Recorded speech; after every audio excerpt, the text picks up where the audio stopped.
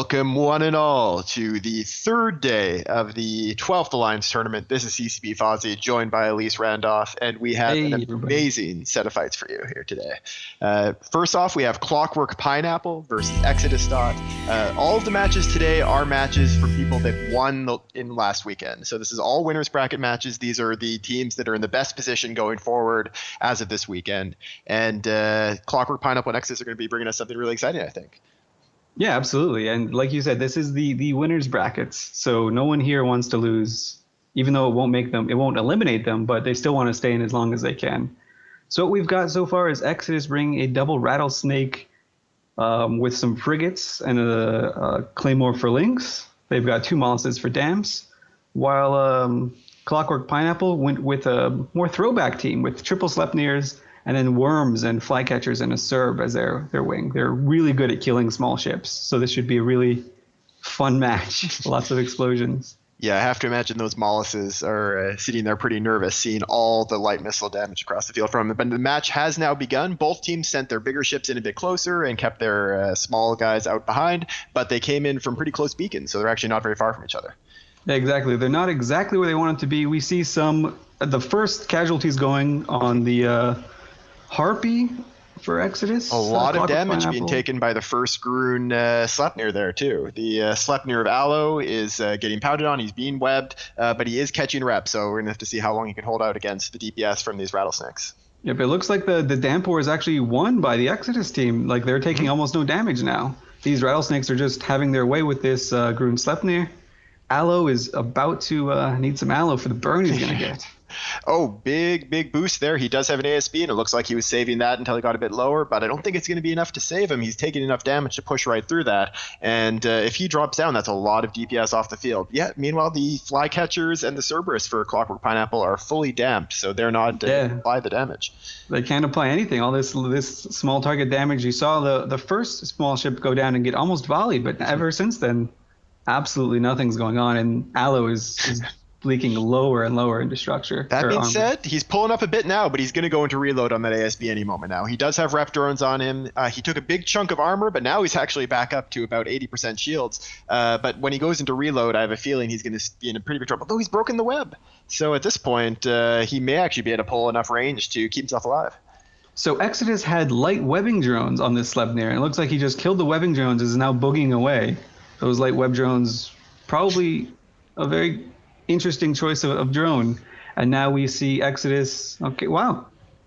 They're not able to apply that much damage anymore. The Aloe is still leaking. Oh, this is not good. He's probably on his reload cycle now. He needs to hold for another 30 or 40 seconds. I don't think it's going to be quite enough, although who knows? It's going to be pretty close. Meanwhile, the Worm and Crow that have gone down have both just basically fallen to all of the rail and light missile damage. Oh, Aloe is.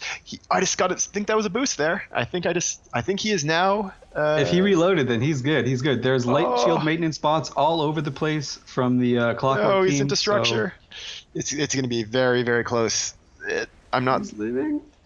Meanwhile, the Mollusk is starting to take damage on the Exodus side. Exodus are now just splitting damage a little bit. The Rattlesnakes are shooting the Sleipnir. Everything else is going on to the support wing of Clockwork. So they're trying to keep the Logi honest, which is a good tactic. Aloe is holding on, but they need to be killing some stuff during this time. He's earning the team a whole lot of time, but they're not getting the kills to make up for it. Yep. Meanwhile, these Molluses on the Exodus side are somehow managing to live in spite of everything. And now a new Sleipnir is taking damage. That seems like a surprising choice, considering that they've still got some DPS on Aloe. Actually, what it probably means is the Scimitar for Clockwork Pinapple is right up beside Aloe, and he's damped, so they're going to hope that he can't get locks on any other targets. Yeah. Oh, the first Mollusk dies. The fight just got a lot easier for Clockwork, but I don't know if they were able to kill it that fast. Yeah, or fast enough, I should say.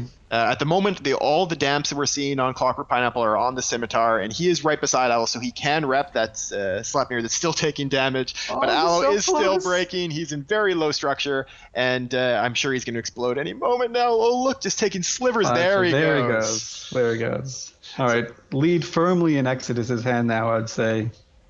Yeah. So that Sleipnir did tank for a long, long time. Yeah, but considering that they were only able to pick up some frig kills during that whole amount of time, that really isn't what Clockwork Pineapple wanted to do. If they could have gotten some big ships down in that time, maybe gotten a web on the Basilisk, but just not enough, as we see the second Sleipnir dropping extremely fast. So it looks like Exodus were killing some of the rep drones around the Sleipnir, which is what eventually made him break. So smart choice on that one. Tim Nielsen, it doesn't look like he got his booster activated at all. He's dropping into low structure now, and he's going to be off field. There he goes. That is another Sleipnir kill for Exodus. And at this point, yeah, they're sitting very pretty. As long as they can keep the Rattlesnakes, Claymore, and Basilisk alive, that core, then they'll be able to mop up the field at this point. Yeah, it's definitely just mop-up work for Exodus now. Though they're still taking some damage on these Harpies, but there's nothing really left. I mean, the Harpies can probably all die, and the Rattlesnakes will still be able to clean up within the allotted time. At this point, I think the main danger to Exodus is what has proven to be the biggest killer of Rattlesnakes in this tournament, micro-jump driving out of the arena. Yes. It looks like if we look at the Rattlesnakes, they are not anywhere close to the MJD beacons. They don't want to risk it. They're kind of in the center, so even if they accidentally fat finger their MJD, they're still going to be all good. Yeah, so Basunda there in his Sleipnir got himself into structure but managed to pull back. These guys seem to be just waiting a long time to turn on their ASBs, and the reps aren't landing very fast. That's probably because of the damps that the Scimitar had on him until they switched to him now, so they don't care if he's damped. As Ath is taking a bunch of damage really fast there, and he's got webs and painters and scrams on him. Yeah, if they only could have killed these two Molluses earlier, I think the Clockwork team would be able to have a much better time, but they just lost the Dampor too hard, I guess. And now their Scimitar is down, their Sleipnir is taking damage, they have a worm entering armor. At this point, it's pretty much cleanup. Now, this Exodus team has a lot in common with the team that PL brought last weekend. Do you want to talk at all about the similarities and differences between those two setups? Yeah, exactly. So PL won the last Alliance tournament with a Rattlesnake team with a bunch of frigates for the core.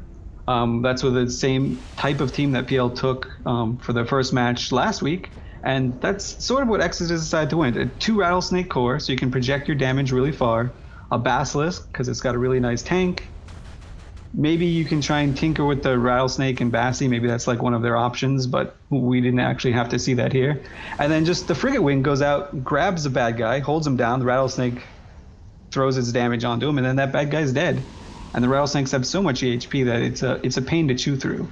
Yep.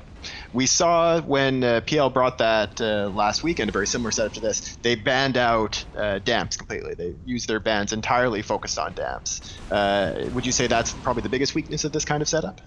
Possibly. It's really hard to say. I know PL pretty much habitually always bans damps because they think damps are really powerful. Like if you look to the bans last tournament, PL banned, I think, Mollis every single time. Mollis Carrots or Celestis Mollis, except for like two matches in the finals. They didn't ban the damps. But yeah, PL just hates the concept of damps. So while we've been talking here, most of the Clockwork team has been mopped up, but the Cerberus and Flycatchers have decided that they want to take down that Basilisk, and it looks like they're going to be able to pull it off. This is a rapid light missile Cerb, combined with the light missile on the Flycatchers. They've got a ton of range. Oh, there goes one of the Flycatchers, though. They're not going to win this fight, but if they can take that Basilisk down, that'll be a nice little consolation for them, I think. A moral victory. Yeah, a morale victory it's always good. I mean, these guys aren't eliminated by any means, and this wasn't like they got completely curb stomped or anything. This Clockwork Pineapple team is pretty legit. Mm-hmm. Yeah, I mean, the Autocannon Sleipnir team is, of course, a team that's near and dear to my heart. It's one of my favorite, probably it's my favorite tournament ship, hands down. And it just comes up against a pretty rough matchup here. There's a lot of hit points to eat through on those Rattlesnakes. It's not the best matchup for the Autocannon Sleipnirs to come up against. Yeah, this Exodus team that we're seeing here is kind of a throwback to what was popular last tournament, which was a 2-core lineup with an assault frig wing. It was popular last year and the year before last, but last weekend, in day 1 and day 2, we very rarely saw this type of archetype being fielded. Yeah. So it's nice to see it be really effective and still be relevant in the tournament. Yeah, we saw a whole lot more command ship teams with a lot of EOSs. We also saw a lot of very cruiser-heavy teams using Vexor Navies and Vexors and Gilas. It'll be interesting to see if that continues through this weekend, as we have a Sleipnir and a battleship team starting us off. We also saw a ton of flagships last weekend, so it'll be fun to see if that continues, or if teams decide that after all the flagship exposure last weekend, they can decide to hold back for a little while. Yeah, maybe they're going to pump the brakes a little bit. But interestingly enough, neither of these teams banned out the EOS, and neither of the teams even care to even consider bringing an EOS or any EOS type team. I mean, Clockwork banned the Navy Vexor, but that hasn't stopped other teams before. So is this like a week 2 meta is like down with the EOS, or is it just these two teams that don't care? Yeah, it'll be very interesting to see how that continues. We've got a whole bunch more of these winter bracket matches coming up. It's interesting also that this is a drone team that made use of sentry drones, which is something we actually didn't see a whole lot of the first weekend. It was a lot of heavy drone teams, but the bouncers that Exodus used on the rattlesnakes have been working really effectively in this match. Yeah, and the bouncers they're clearly just tracking everywhere in the arena. They're just hitting the whole thing. This flycatcher's really far away from them, and he's still getting lit up. And there he goes down, and that is the end of the match. And Exodus has taken a very solid victory over Clockwork Pinapple, and they'll move on through the winners bracket. Clockwork Pinapple will get knocked down to the elimination bracket, but they are not eliminated yet. And we'll be back in just a few moments for Past the Syndicate versus Quebec United Legions, the team that brought the awesome flag food last weekend. Yes, the flag food, it might come back. Here's hoping.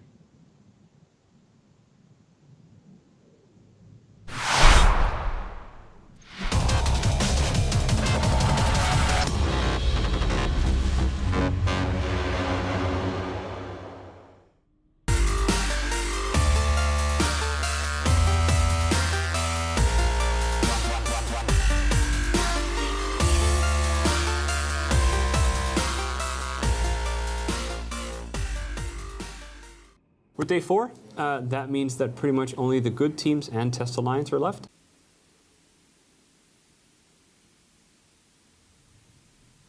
Test Alliance, please ignore. Worst of the best. Delicious spaghetti you eat while waiting for a prey to put its shiny paw into his career. So you always let jump, and let the body hit the floor, and that is how the glue bump.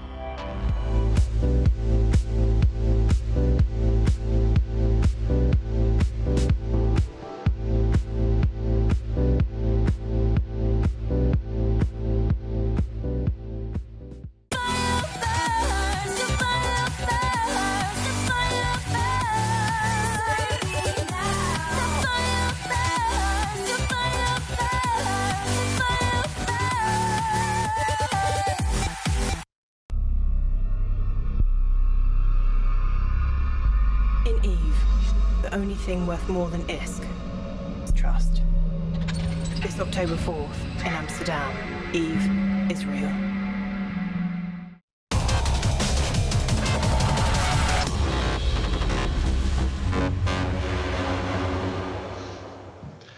Hello and welcome back, everyone. This is CCB Fozzie broadcasting from a currently exploding Iceland, and I'm joined by Elise Randolph once again.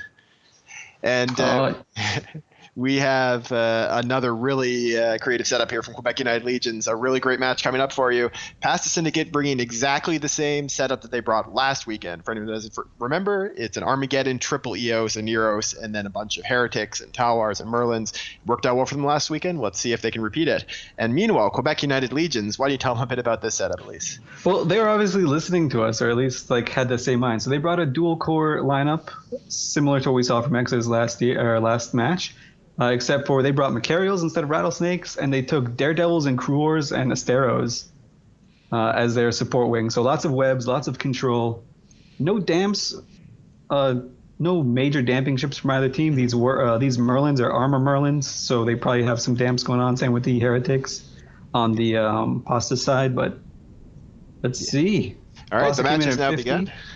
And Quebec came in at 30. Now Quebec is just zerging straight at the we do have damps from the Quebec United Legions team, probably from the Coureurs, maybe for some of the other, with the Asteros, potentially from the Breacher and some other frigs, and damage being applied back and forth among support really quickly. Daredevil for Quebec United Legions dropping fast.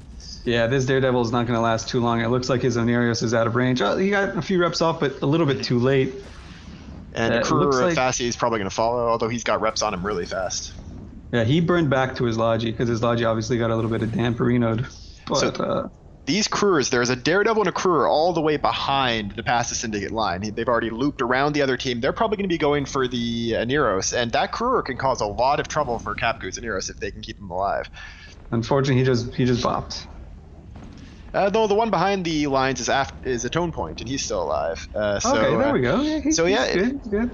We're seeing he's now actually looks like nuding one of the Heretics, but we'll see if he can probably hasn't gotten within range of the Neros yet. He's got his weapon, his nude on the Heretic. Meanwhile, though, those Daredevils are all dead, and I'm sure that this crew is probably going to be the next target. Yep, we're seeing damage already applied to him. This Pasta Syndicate team is doing the smart thing. They're killing all of the tackle things, making sure their Logi can ride free and kite around. And they're doing a pretty good job. These Macs aren't being that effective as a Heretic die. So maybe they're being a little bit effective, but not as effective as they could be. That Heretic is actually caught in... he got some structure damage, but he's been caught in armor, and he's repping back up. They're holding on just fine for them. And meanwhile, an Astero has died, and that crew behind the enemy lines, there he goes as well. Yeah, Past the Syndicate doing a great job of knocking down these pirate frigates. Now, pirate frigates got rebalanced recently in the Kronos release, and they're all pretty effective in this kind of tournament environment if you can keep them alive. But without the kind of resist bonuses that you see on assault frigs, it is a lot harder to actually keep them up for the whole match. Yep, and let's see, the Pasta guys they've got some Curators, and the rest are just damage drones. They've got Praetors and Augmented Ogres. All right. So meanwhile, the Quebec team is using Rep drones, or at least trying to, but they're not. So we've got one of the remaining Coureurs is on top of the Aneros of Capcoo. He's got him webbed and nuded, and the Macarials are dealing damage. Oh, that Coureure's down again right away, though. So that's freed up the Aneros, and he's probably going to be able to reduce a lot more of the damage again. Yeah, these Heretics and this Tower are just murdering these little frigates. That's what these destroyer hulls are meant to do, and they're just executing. Now, this Breacher, he's getting completely zonked. The Macarial is in half armor. He's not going to live too much longer. He's not going down very fast, but he's still going down. While Capu in the Onirios is starting to take a lot of damage. I think they need to do this a little bit sooner, because if they trade a Mac for an Onirios, it's a really, really bad trade. But if they traded all their frigs for the Onirios, maybe that would be worth it. Yeah, the Quebec United Aneros is webbed and damped away from the fight, so he doesn't have a single rep applied to the Corrupted Macarial, and there he goes. So it looks like they're essentially neutralized the Aneros without having to even kill it yet. Just keep it away from the fight, keep it damped, and it can't rep anything. Yep, and it should be noted that this time Pasta did ban out the Foons, which is what Quebec United Legion took last week. And they got a little bit of help from the MJDs last match they had. But I guess Pasta were still afraid of the Foon and the concept of a triple Foon core. Yeah. I'm surprised they didn't ban out the curse to get rid of the heavy newt curse and get that out of the way. Quebec United Legion's last tournament last match they took a single heavy newt curse. It's called the Sniper Curse. Very rare to see an appearance in a tournament. But it's very surprising. You never really expect it. And, exactly. It is a Spanish Inquisition of curse fits. It just sneaks up on you. So now it's just 2 ships left for Quebec United Legions. They've lost their Aneros. Capku's Aneros is hanging on just fine. It looks like it was taking most of the damage from the Geckos dropped by that Eos. They were chasing him around, but he's managed to outrun them. And now he's holding on just fine. Yeah, he's in range of these Curators as well. Whoever dropped the Curators is just plowing into him. And a strong showing by the Pasta team. Yep. Yeah, that being said, they brought exactly the same setup twice in a row. So if you're coming up against them next week, you're going to know at least to be ready for this setup. I don't think you can count on them bringing it again, but whatever you bring has to be able to beat this. And so they're going to have to switch it up, and we'll have to see how deep their theory crafting lineup is once they come up against some teams that'll hopefully be prepared for this. Indeed, and I guess it's going to be Exodus that's going to be fighting against this Pasta team. That's not an easy matchup, but of course by next weekend in the winner's bracket, none of the matchups are going to be very easy. Absolutely. Yep. So this week, you think Exodus is going to be training against this EOS team, or do you think they've already trained against it? I'm sure they've trained against EOS teams in general. The combination of the EOS and the Armageddon, I think Pasta has a flagship Geddon, if I remember correctly, so they have the ability to bring that in this comp as well. So that might be something that Exodus hasn't prepared against specifically, and I'm sure they will this week. Yeah, but now it looks like the final ship from Quebec United Legion is going down. They're going to be sent into the losers brackets, so they have still another week left in them at least. Yep. They're going to play Clockwork Pinapple next week. Yep. So they've got a week to prepare. Of course, all the teams that lose matches today are all still in the tournament. It's not until tomorrow that we have our first elimination games, and we'll have our first team sent home. So that EOS is now dropping through structure, and that is him off the field. So that's a very solid win for Pasta Syndicate, showing some strong consistency and the ability to execute with this setup. Our next match coming up very soon will be the Tuskers versus the Initiative, which is one that I know a lot of people are really looking forward to. And we'll be back for that match in just a few moments, as long as the volcano doesn't kill us all first.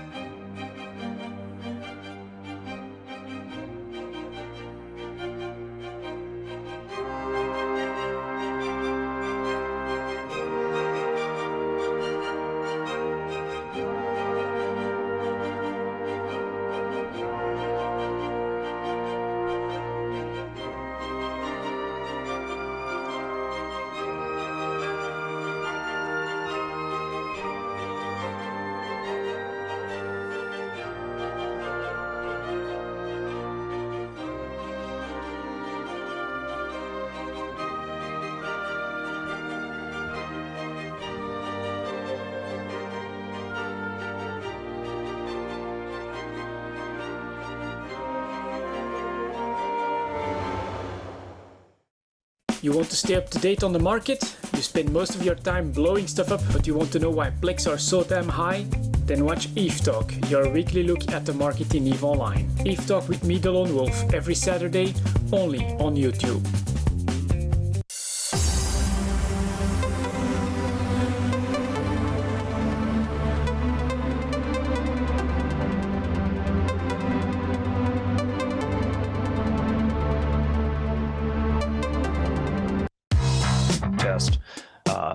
have sort of a poisonous leadership. Poisonous leadership. Poisonous leadership. Poisonous leadership. Poisonous leadership.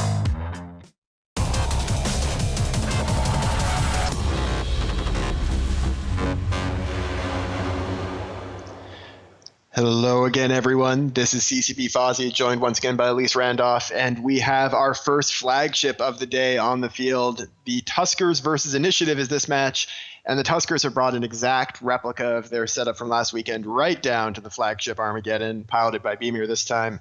And they're up against a Tinker setup coming from Initiative, which I'm sure when you're piloting a Tinker, you don't really want to see a flagship Armageddon up against you.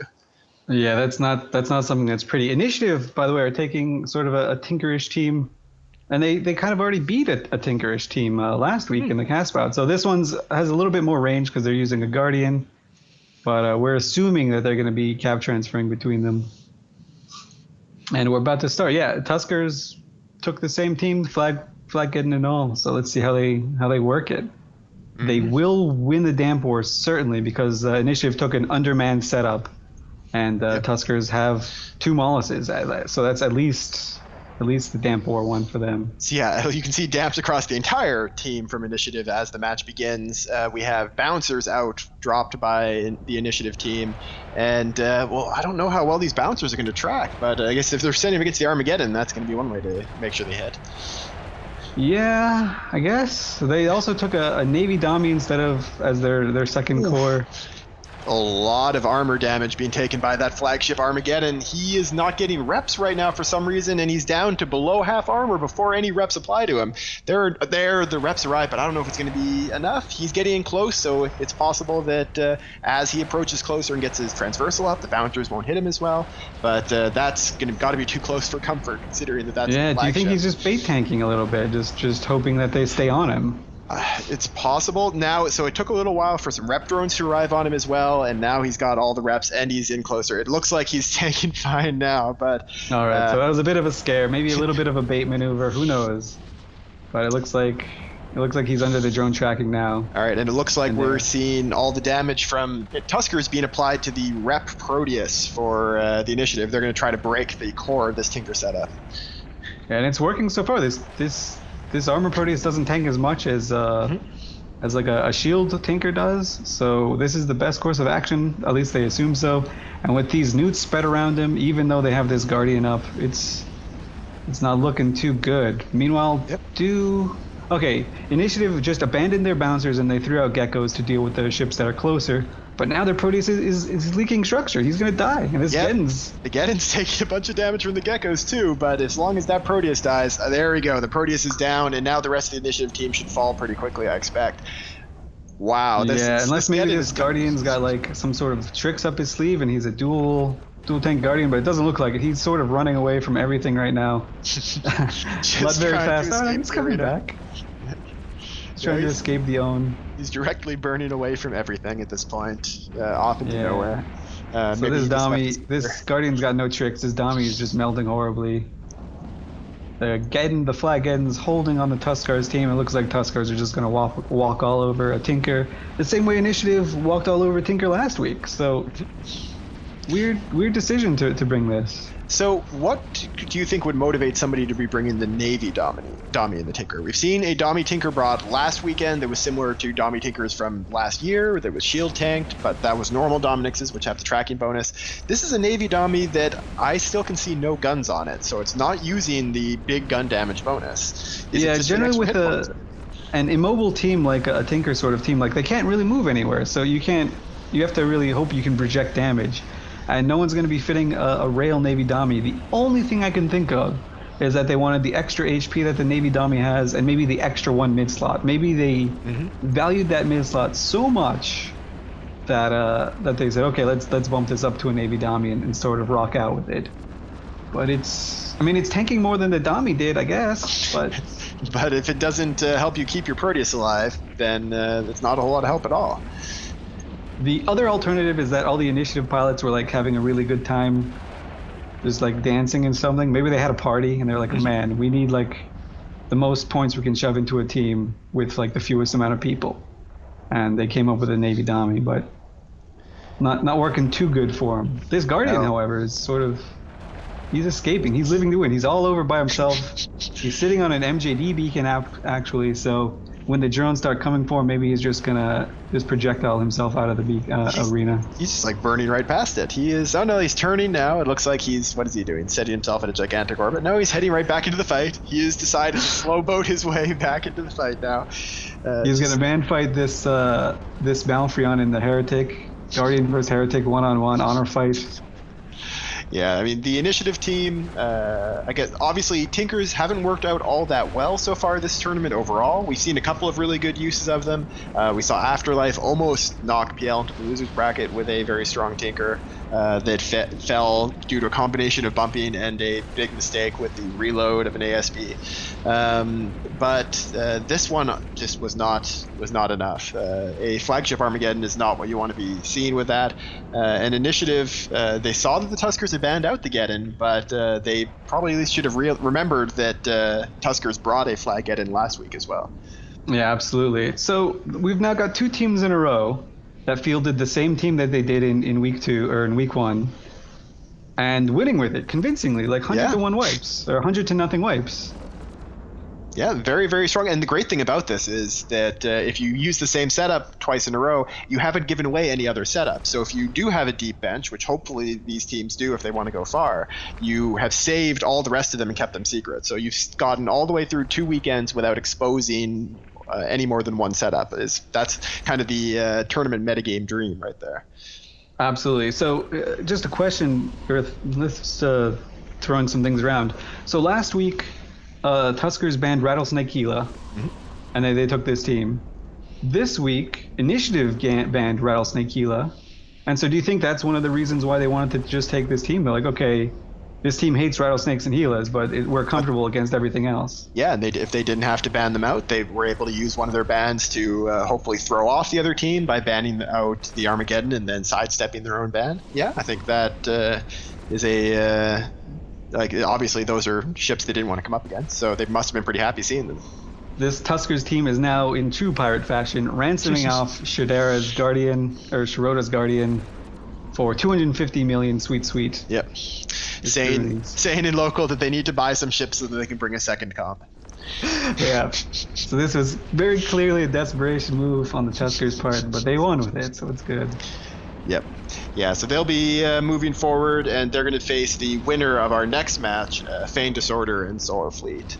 So sitting pretty there. Of course, unlike previous tournaments, the prize structure is a bit more spread out this year, which means that all these teams today have already gotten themselves eligible for a bunch of special ship skins for rattlesnakes, and every team that's winning today is in the Plex prize pool. So once you get a win today, you are guaranteed 5 Plex at least out of the tournament. So they got to be very happy with it. Yep. Yeah. And that is the end of the match as the Guardian has gone down. So that is the Tuskers moving through very convincingly. And we'll be back in just a moment with Feign Disorder versus Solar Fleet.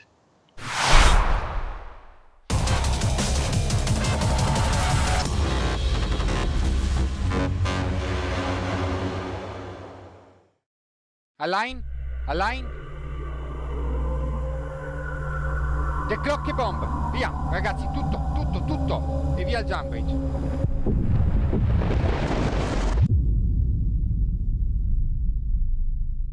Do you like spaceships? Do you like explosions?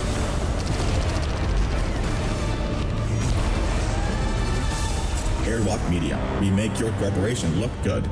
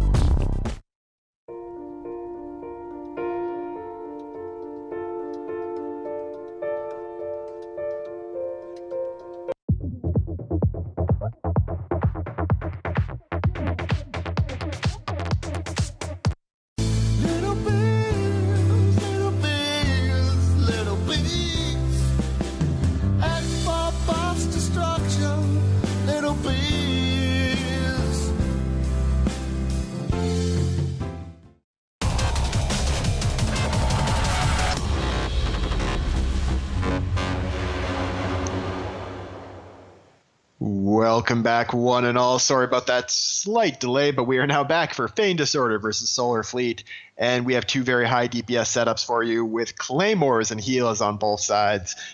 Solar Fleet has brought a setup extremely similar to what they brought last weekend. Last weekend was a Sleipnir, but this time it's Claymore, Scimitar, double Vexor Navy, triple Hela, double Worm, Algos, undermanned again, but of course with a lot of hitting power. And Feign Disorder has brought another really cool Claymore Hela setup. Why don't you tell us a little bit about that, Elise? Yeah, they completely swapped up from what they took last match. They took two Claymores. They've got hams on the Claymores, I believe. They have 3 Helas and then Worms and Merlins as their tackle. So yeah, stuff is going to die pretty fast. They both warped in at range to the beacon. They're actually pretty far from one another, which is actually pretty good for them because that's what they wanted. So now it gives them the choice to dictate exactly how they're going to burn around. All right, so the match has begun, and lots of damps on Solar. Yeah.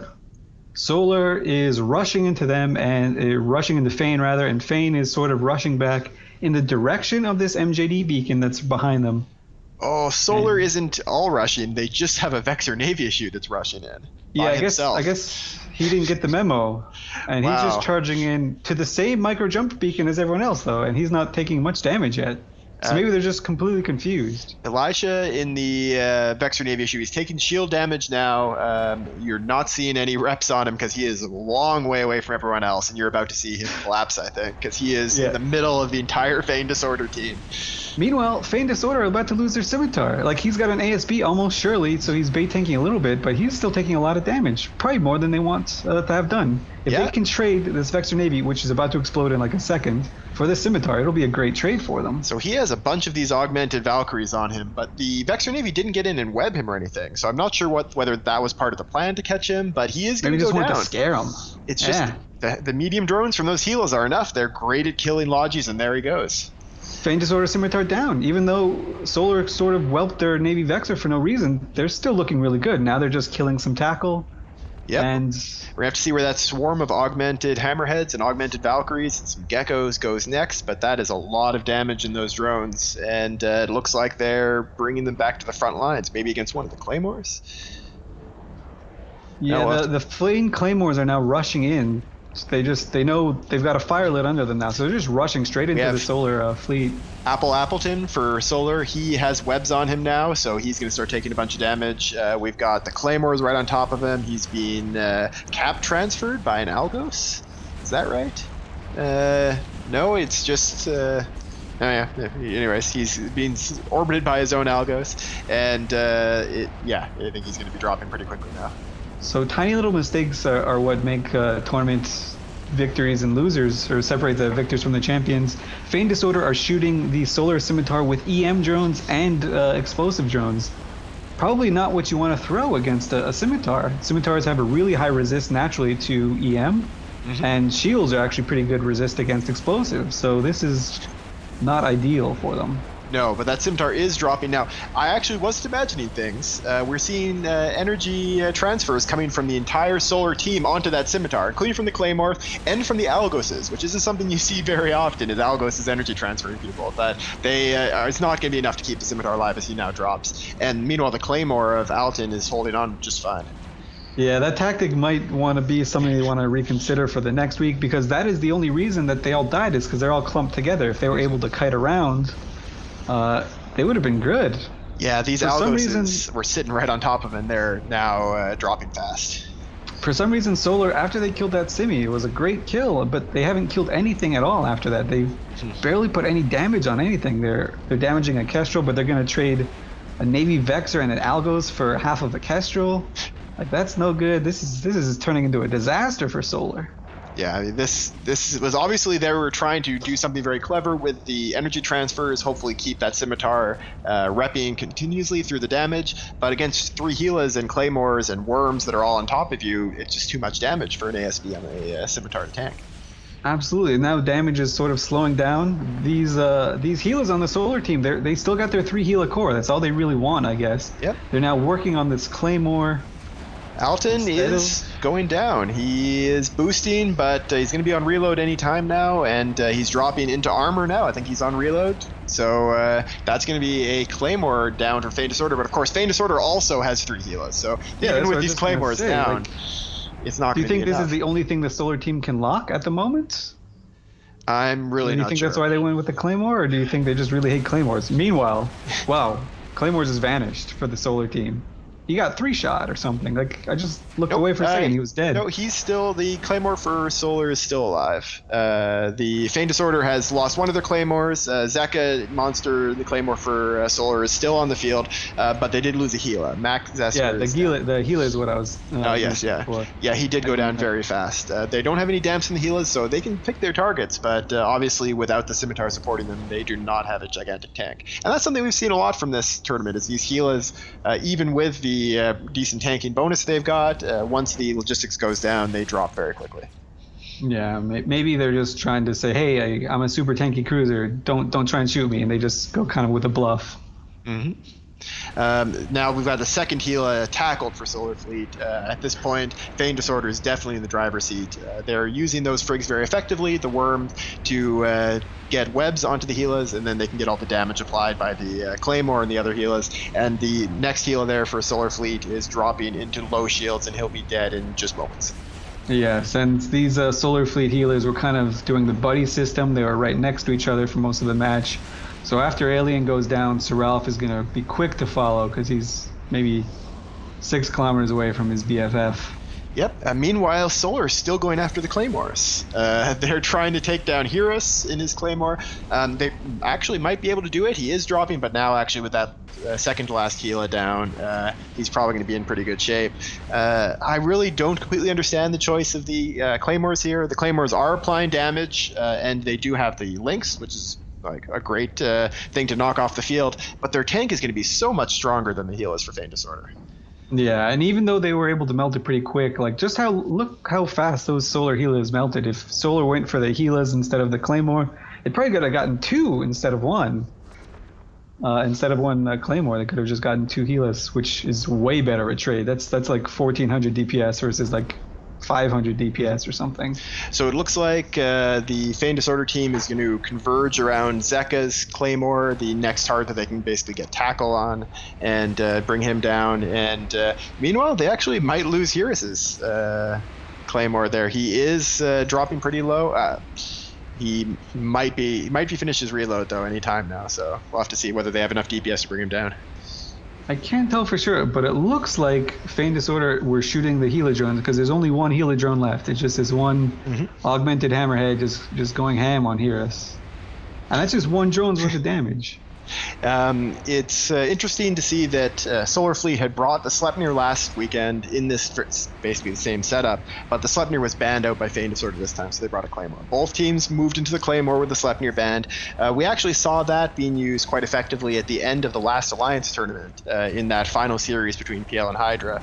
A Sleipnir ban pushing in the last match HYDRA into a Claymore, which, although it was effective, wasn't as effective as the Sleipnir probably would have been in that team, and really ended up hurting them.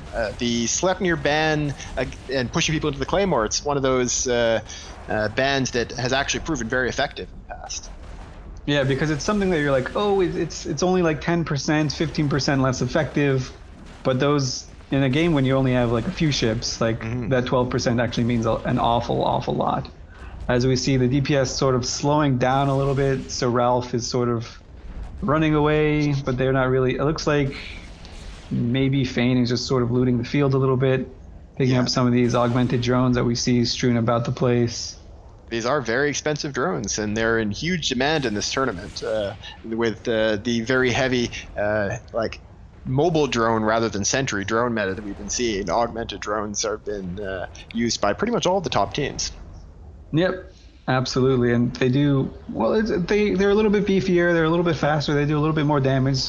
So similar to like the Claymore to Sleipnir trade, the few percentage points you get actually compound greatly. And I don't know if they swung the match for Feign Disorder in this one, but they're still really effective. Well, actually, Feign Disorder was using Tech 2 drones. So that's Solar. they're looting. It was Solar that was using the augmented drones. And yeah, the augmented drones do have a pretty significant advantage. They got the hit points, they've got great damage. They actually got buffed in our recent Chronos release. But yeah, obviously they're no match to bringing your actual maximum number of pilots, which is pretty much always a great strategy. And we've seen now the Feign disorder, or the Solar Fleet Claymore of Zeka has flown out of the arena and destroyed for a boundary violation. Man after my heart. Now the next healer just gets mopped up really quickly. There we go. And that is the match. Solar Fleet is going down to the losers bracket. Of course, they're still in this tournament. They just have to face elimination next weekend. And Feign Disorder will be moving forward to face the Tuskers next weekend. So we're going to get ready for our next match, which is the Ronin versus Easily Excited, and which I can already say is shaping up to be one of the best matches today. Some pretty spectacular setups. And we'll be back in just a few moments for that.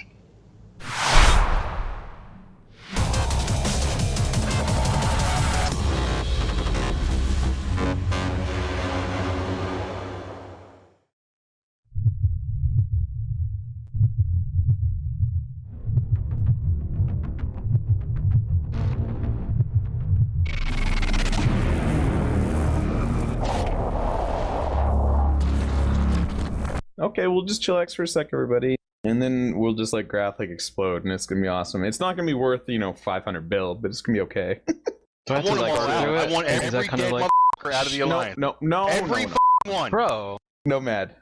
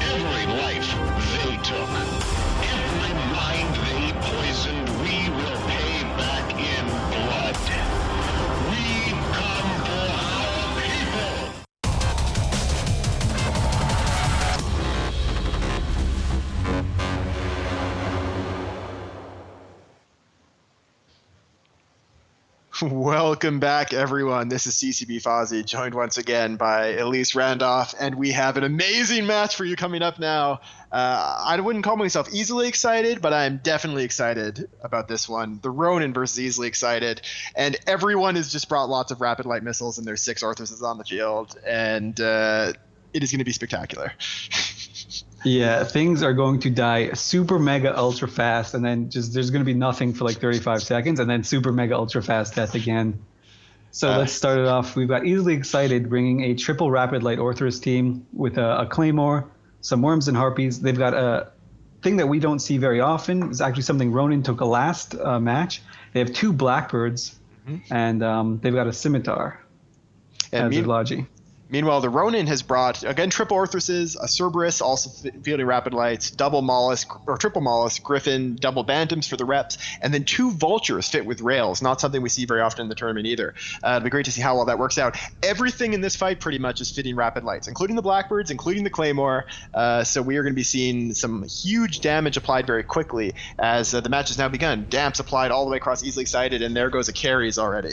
Carries just vanished. They just got straight volleyed by these rapid light Orthruses, And now it looks like Ronin are going to be winning the damp wars super, super hard. Yeah, we do see damp supplied back the other way onto the Molluses and one of the Orthruses on the Ronin, as already another worm dropping. Ronin is getting these early kills, which are really crucial. I have to imagine that those Bantams for the Ronin are going to be in some danger because, again, the Orthruses should hit them hard, but damps are probably keeping them out of range. Yeah, right now the easily excited team can't get locks on anything. Another worm down. Can't project their damage at all. Orthrus is a great ship, one of my favorite. Nobody actually flies it because everyone else thinks it's trash but me. But it doesn't have a very good lock range, so you're gonna have to see these easily excited Orthruses get in range as their friends just explode right next to them. So there you go. They got in range and a Mollusk just instantly vanishes on the Ronin side. And that's the right primary for easily excited. They need to get these Molluses off the field really fast because that's what's keeping the rest of their damage from being able to apply. But it's probably too little too late at this point. All of the frigs for easily excited are already dead. Yeah, that's it. We're almost getting to the point where we're going to have to reload on these Orthruses as they're killing a Blackbird. Let's see, the easily excited guys just volleyed straight off the two Bantams. They're gone. Yep. So, there's your Lodgies. And another Mollusk is actually about to eat it right now, but he just needs one. Oh, there he goes. Yep, there he goes off the field. But at the same time, this Blackbird is also gone, so it's just triple Orthrus versus like two Vultures. I don't know what these Vultures are going to do, but they're not going to die too fast to this Orthrus. Yeah. Meanwhile, the Vultures are actually sitting on the micro jump drive beacons here. They are ready to move if they need to get to a different position on the field.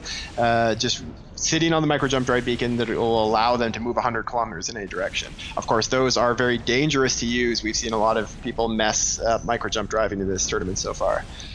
So here we go. The Ronin were just taking little pot shots at the easily excited Scimitar. Said, "Wait a minute, these Orthruses probably have no tank. Let's just volley straight through them." And they four-shot the Orthrus, and he's gone.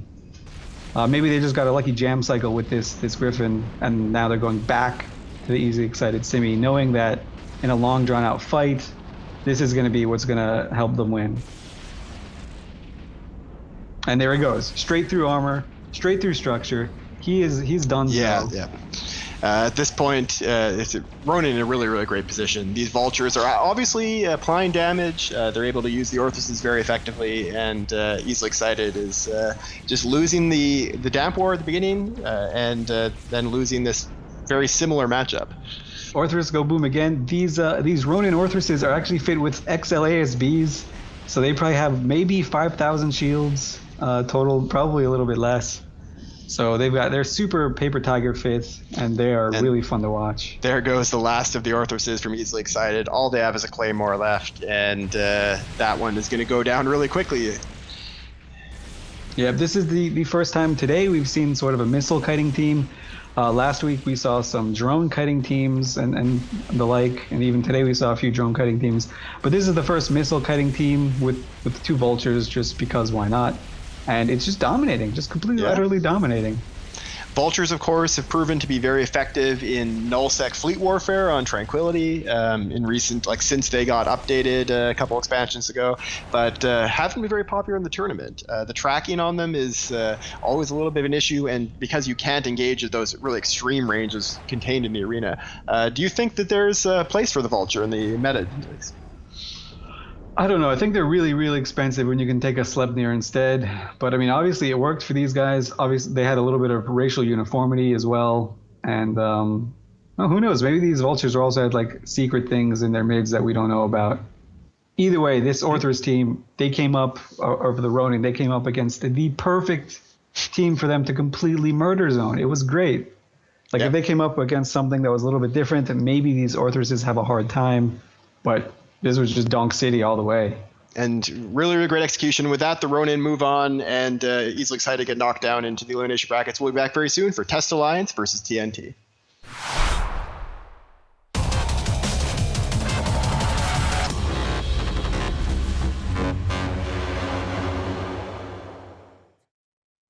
Oh no, I bombed. You bombed us. So I'm sorry, guys.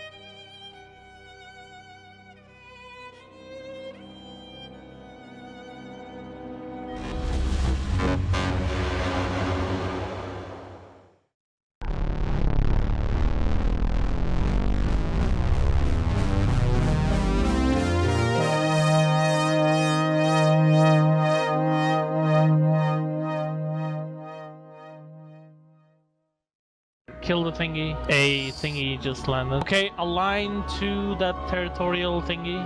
Kill the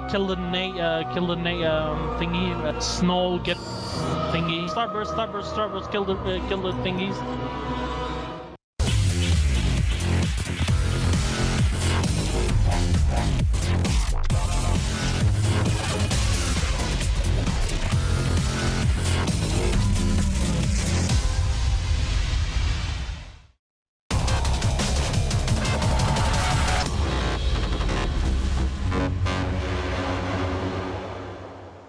Welcome back, one and all. This is CCB Fozzie, joined once again by Elise Randolph, and this is Test Alliance Please Ignore versus Tactical Narcotics team on day 3 of the 12th Alliance tournament. And you see some gorgeous Stratios cruisers on your screen there. TNT has brought a Stratios team that looks really cool. Armageddon, Eos, Guardian for reps, triple Stratios, triple Vengeance, triple Tristan. A lot of triples on that team. Meanwhile, why don't you tell us a little bit about the test team, Elise? The test team are taking a more traditional, like what we saw from last week. They have a triple Eos, triple Vexor team supported with a few Molluses, Heretics to kill tackle, and just this one little Enyo to do all their tackling needs. Mm-hmm. They're very actually similar teams, even though they look different. They're quite similar. Yep, both relying on drones. And the Stratios. Yep. And the match has now begun. Test came in at 50, while TNT brought most of their guys in at 0 on the beacon. And we'll see how they approach. We got Geckos dropped right away, and Valkyries and Warriors by the TNT team. And both teams, basically the same coming from Test. Yeah, the drones are just meeting in the middle right now. They both drop drones. They're throwing them at one another. It looks like TNT is going for the Test Onerios of Dante. And, well, that's where the drones are headed at least. Yep. Meanwhile, Test is just trying to chew through this Geddon, and it looks like they're having a pretty good time at it. Yeah, they're knocking him into armor pretty quickly. He is taking some big chunks out. Meanwhile, the drones have caught up with Dante's and Eros, but the Heretics for Test are orbiting him and killing drones, and they're killing them quite effectively. We've got a smart bomb alert here. This TNT Geddon, followed by Oxygen, is smart bombing, and just 2 waves of drones just died. The Geckos, of course, are still there. And but that's all that's left around this this TNT Geddon. He is going to be pulling back reps now. And look, both these teams have a lot of composure. They're actually killing drones. But this ASB Onerios isn't going to tank enough, I think, on the Test team. He's leaking into armor. These drones aren't dying nearly fast enough, no matter how hard these Heretics are trying. Yeah, his entire team is currently surrounding him and trying to all basically focus on the drones.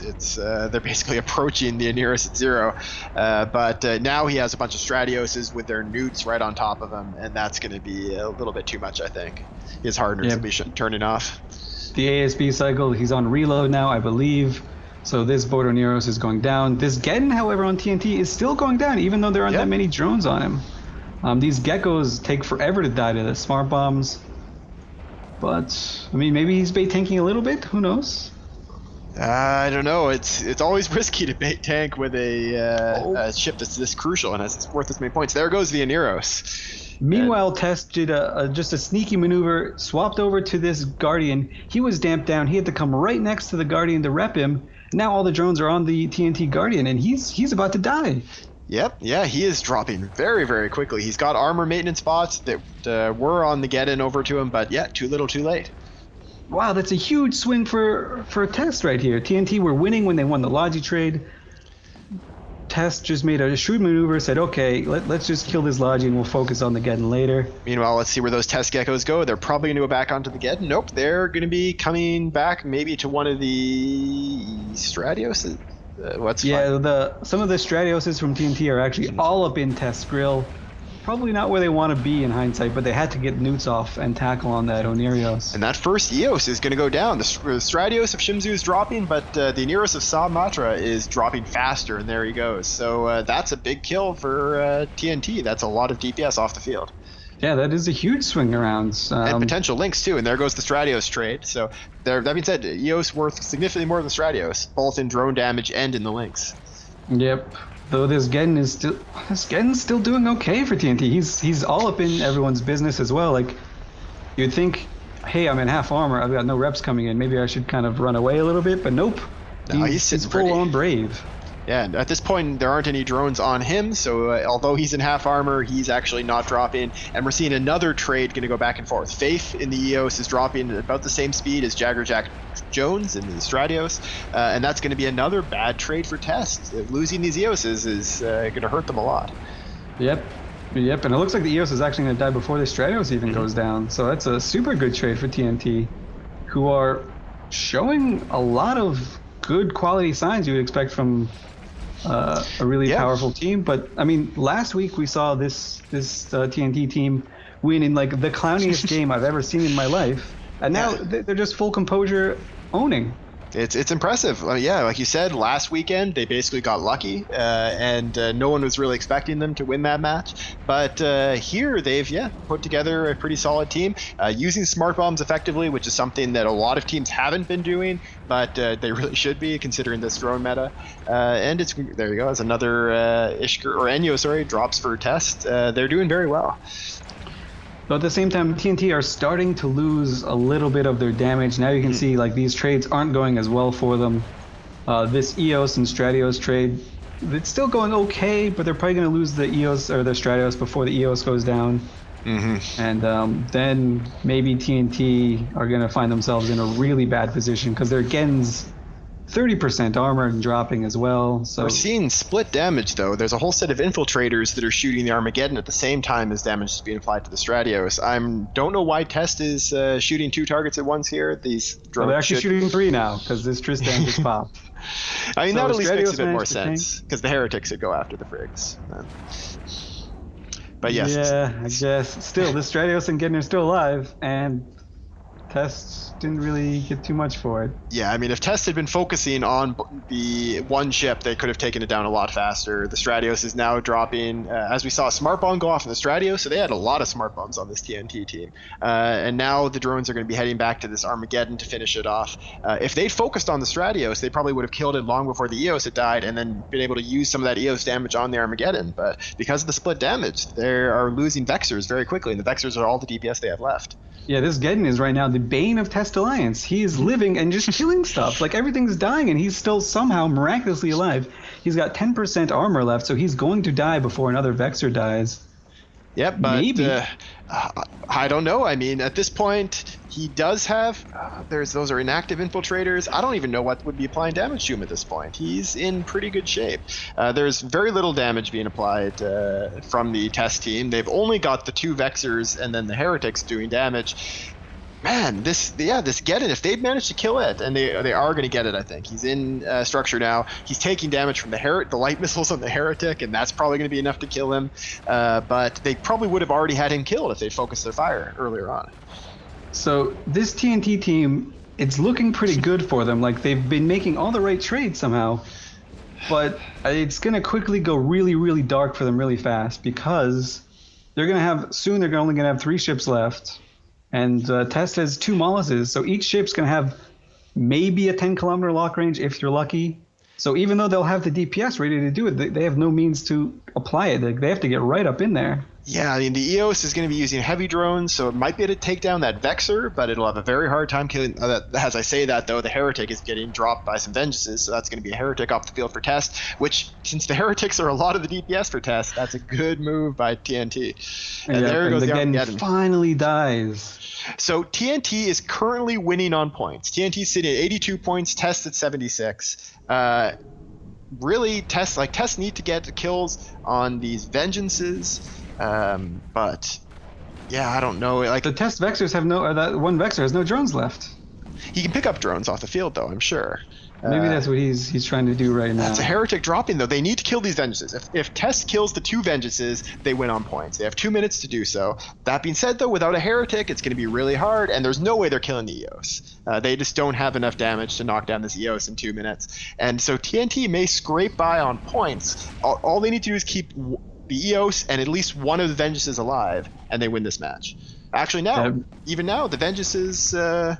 now that they've killed the heretic, they can lose both vengeance. They just need to keep the EOS alive. So that's it. TNT is going to win this match with another just like pulling it out of nowhere for the second match in a row for TNT. We look at the match going halfway through. We expect TNT to lose, and their opponents managed to throw it away. In this case, by splitting up damage for no apparent reason between a Stratios and an Armageddon for a good minute. Yeah, that was... Tests are going to be kicking themselves in the rear because of this one. They had it in the bag and then lost it and then had it again and then lost it and then had it again and then they finally just now lost it, or at least it seems to be. Yeah, unless this EOS jumps out of the arena. Rez in his Vexor is going down. He does have guns as well as the drones, so I mean he does do a pretty good damage for a cruiser, but it's just not going to be enough. He's shooting at a Vengeance, and that's not going to get him the points he needs. He needs to kill the EOS to get a win this match, and he's going to structure now. Yep, so the EOS just, it looks like he assigned drones to the Vengeances, and the Vengeances were able to apply the damage. They don't go very fast, but I guess they go faster than a Vexor, so that's all they needed. And TNT wins somehow. Yeah, there's still 35 seconds left, but at this point there is no way the test takes this match unless that EOS ejects itself out of the arena, because that is enough points by itself to more than equal the entire test team. Yeah, that's an impressive showing from TNT, managing to scrape it through. They're going to be up next against, though, the Ronin, which is a team that I really doubt will throw the match partway through and hand it to them. Yep, and it's not like they're horribly throwing it away. Like they're just bad. They're just like these tiny little decision-making quirks. Just build up, and they just built up into just trades going just barely the wrong way for poor Test.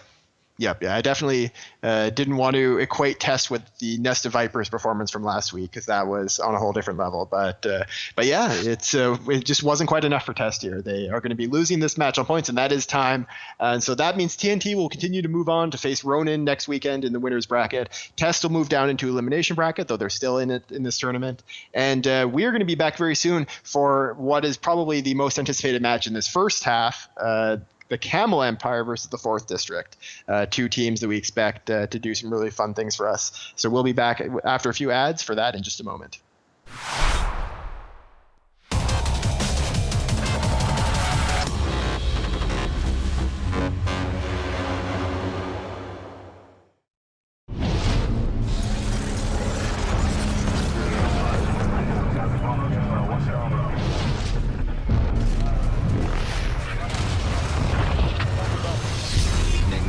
Alliance. Welcome to Wormwood Space Man. We be flying tech trees and smoking them trees.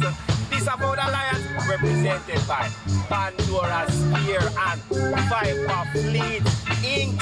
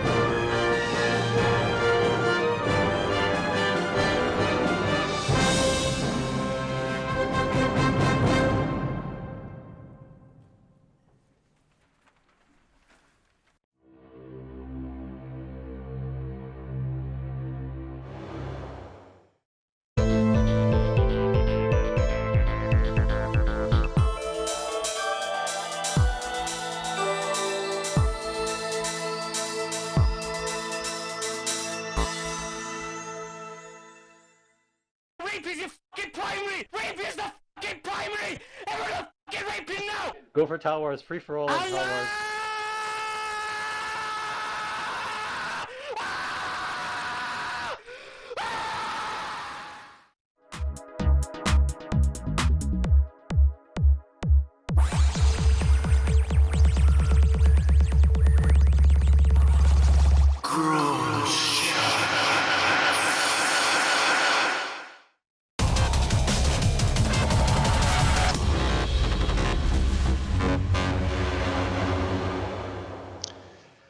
Welcome back, everyone, to this next match on day 3 of the 12th Alliance Tournament. This is CCB Fozzie, joined by Elise Randolph once again, and this is Camel Empire versus 4th District. Camel Empire, of course, a team that everyone is expecting to do very well in this tournament because they had a great showing as Thingy in the last New Eden Open.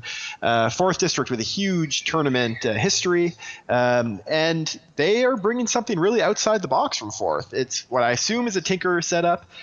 Triple Proteus, Eos, Legion, Rapier, double Talwar. So one of these Tech 3s is going to be the Repper most likely, and I don't know how well it's going to work in practice, but it'll be interesting to see. It is definitely an interesting setup. But meanwhile, Camel have a double Claymore, double Gila core with some Damps and just a little Griffin just chilling by himself, and some Heretics to kill small tackle. These Gilas and Claymores are hand fit, so they're going to want to go in all up in these guys' business. And the match has just started now. Yep, and we're seeing geckos and medium armor maintenance bots dropped by the 4th team, so we're going to have to see whether that can apply much damage. Laddle in his Rapier is kind of moving forward a little bit, and already a Talwar off the field from 4th. Yeah, no, this is not really good composure for these guys. These Talwars aren't getting any reps at all. Maybe the repping T3 is sort of separated, but these ships themselves are actually pulling apart from one another, which is not really ideal or optimal. As those 2 towers are dead, now this Rapier is taking a lot of damage from the Camel Deeps. I'm really not sure what this 4th District team is actually doing here. They've spread out way too much for a normal Tinker team. The Rapier is now getting reps in, so the Legion is the repper for the team. The Rapier pulled back, but it doesn't look like... Oh, he's being saved right at the edge of structure in his low armor. But the rest of the team... Not looking good, though. There he goes. The rest of the team is out of range of that Legion, except for the Eos. The Proteus has moved up forward, and so did the Rapier, and that's why he wasn't getting reps. So in a Tinker team like this, when you have a Tech 3 as your only repper, the downside of the Tech 3 is that it doesn't have a range bonus for its remote rep. You have to stay close to it. That's why the bumping was almost very effective when Afterlife brought a Tech 3 repper. But I don't know what... these 4th District guys are doing here, actually. Yeah, they're definitely way outside the box. This is some new meta stuff going on that we're seeing firsthand. Unfortunately for them, I guess they didn't want to see this type of team because it's not working at all. Yeah, Alexander's Proteus still not getting any reps. So it's taking damage, but it's out of range of the Legion, and so it just might as well not have any remote repairs on the team. Legion is now charging in at the blistering speed of 300 meters a second to save his Proteus friend, but his Proteus Alexandra is not really gonna do too well here. I mean, meanwhile, the Camel team hasn't taken any damage on any of their ships. They've got like 5% of shield damage on one of their Gilas, and their Griffin took like just a stray shot once a couple minutes ago. Yeah, it looks like so the drones are sitting on Zebos's Gila, but he's actually just moving fast enough that he's evading a lot of the damage, and the rep drones on him are pretty much able to keep him alive. The Scimitar isn't even having to bother. Yep, so Draenor in the Camel Scimitar just came in, just pick up some loot or something, and the Eos was able to get some geckos on him, but he's got armor or shield maintenance bots on him, so he'll be fine. He's pulling a little bit of range now. The Hubris is out of his system. And now another Proteus is about to die and still doesn't have any reps on it. I have to imagine that maybe this was a collective mistake, that there was miscommunication about whether the team would move forward as a group or stay back, and that the Proteuses and the Rapier and the Talwars all moved forward while the Legion and the Eos stayed behind. But that's a really, really painful mistake to make when you're in a Tinker team like this. Yeah, for sure. I mean, when you're playing in a match, like if you're just watching, you're saying, oh, it's no big deal. I can easily say, you can say which one you should shoot. But when you're actually in the thick of things, sometimes you double click in space, sometimes you just don't think about where your ship is going for a couple seconds, and then especially with a tinker team like this, an armor tinker, you can't just make those mistakes. Like it means you're dead, and this Legion wasn't even going to tank anything anyways.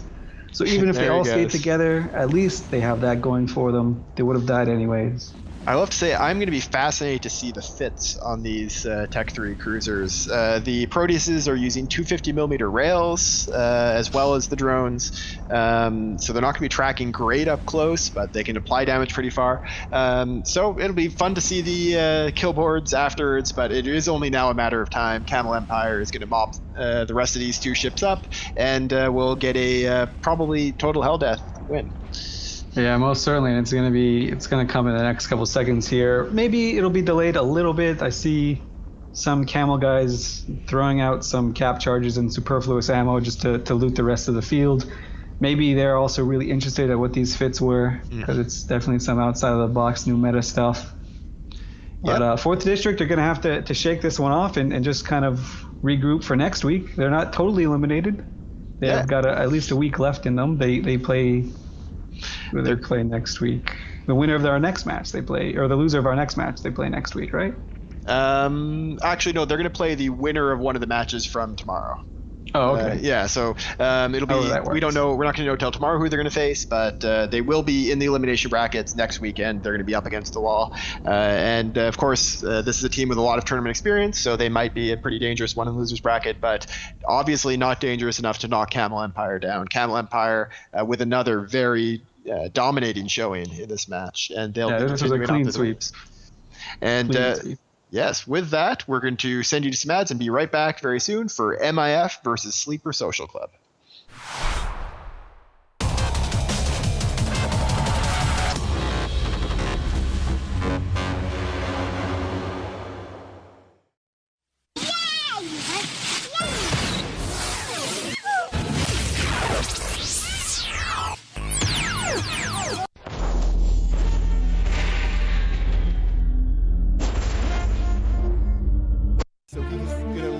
Another day because of winning with broadswords and then winning with Dominic's. This was a very interesting match. I'm gonna come back and look at this later.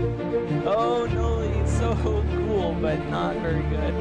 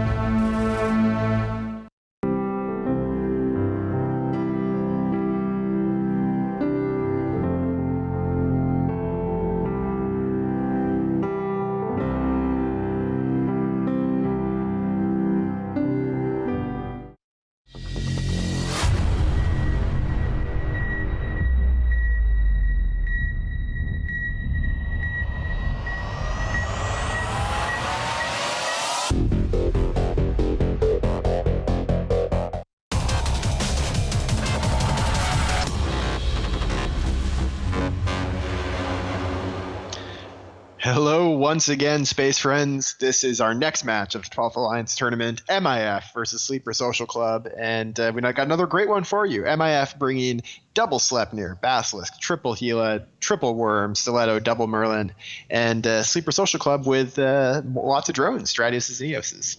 Yeah, absolutely. The Sleeper Social Club team, they both came in at pretty much max range, and the beacons they chose means they are as far away from one another as they possibly can be. So there's I guess both teams wanted this, so it's going to be interesting to see what they do given the positioning they both have. The Sleeper Social team's got a bunch of Stratioses. supported by the Ishkers, so they'll be probably a little bit faster. Because these Merlins, I assume the M.I.F. Merlins aren't tackle Merlins, they're just kind of like utility Merlins. But the match starts now, so we'll know for sure in a second. Yep. Drones launched. Couple of damps going across the field.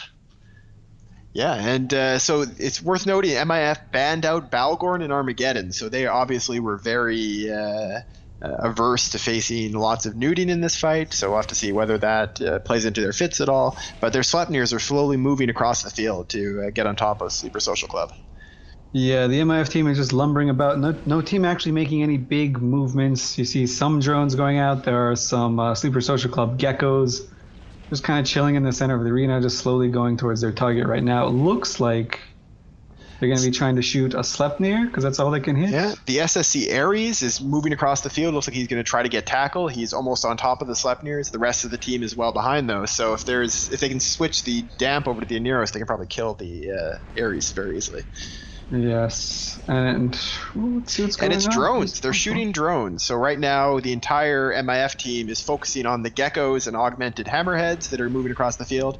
And I just saw a gecko explode. So that's going to really hurt. These EOSs don't, and Stratios especially, don't have unlimited drone base. So if they can knock out the waves of drones, it's going to really help them later in the fight.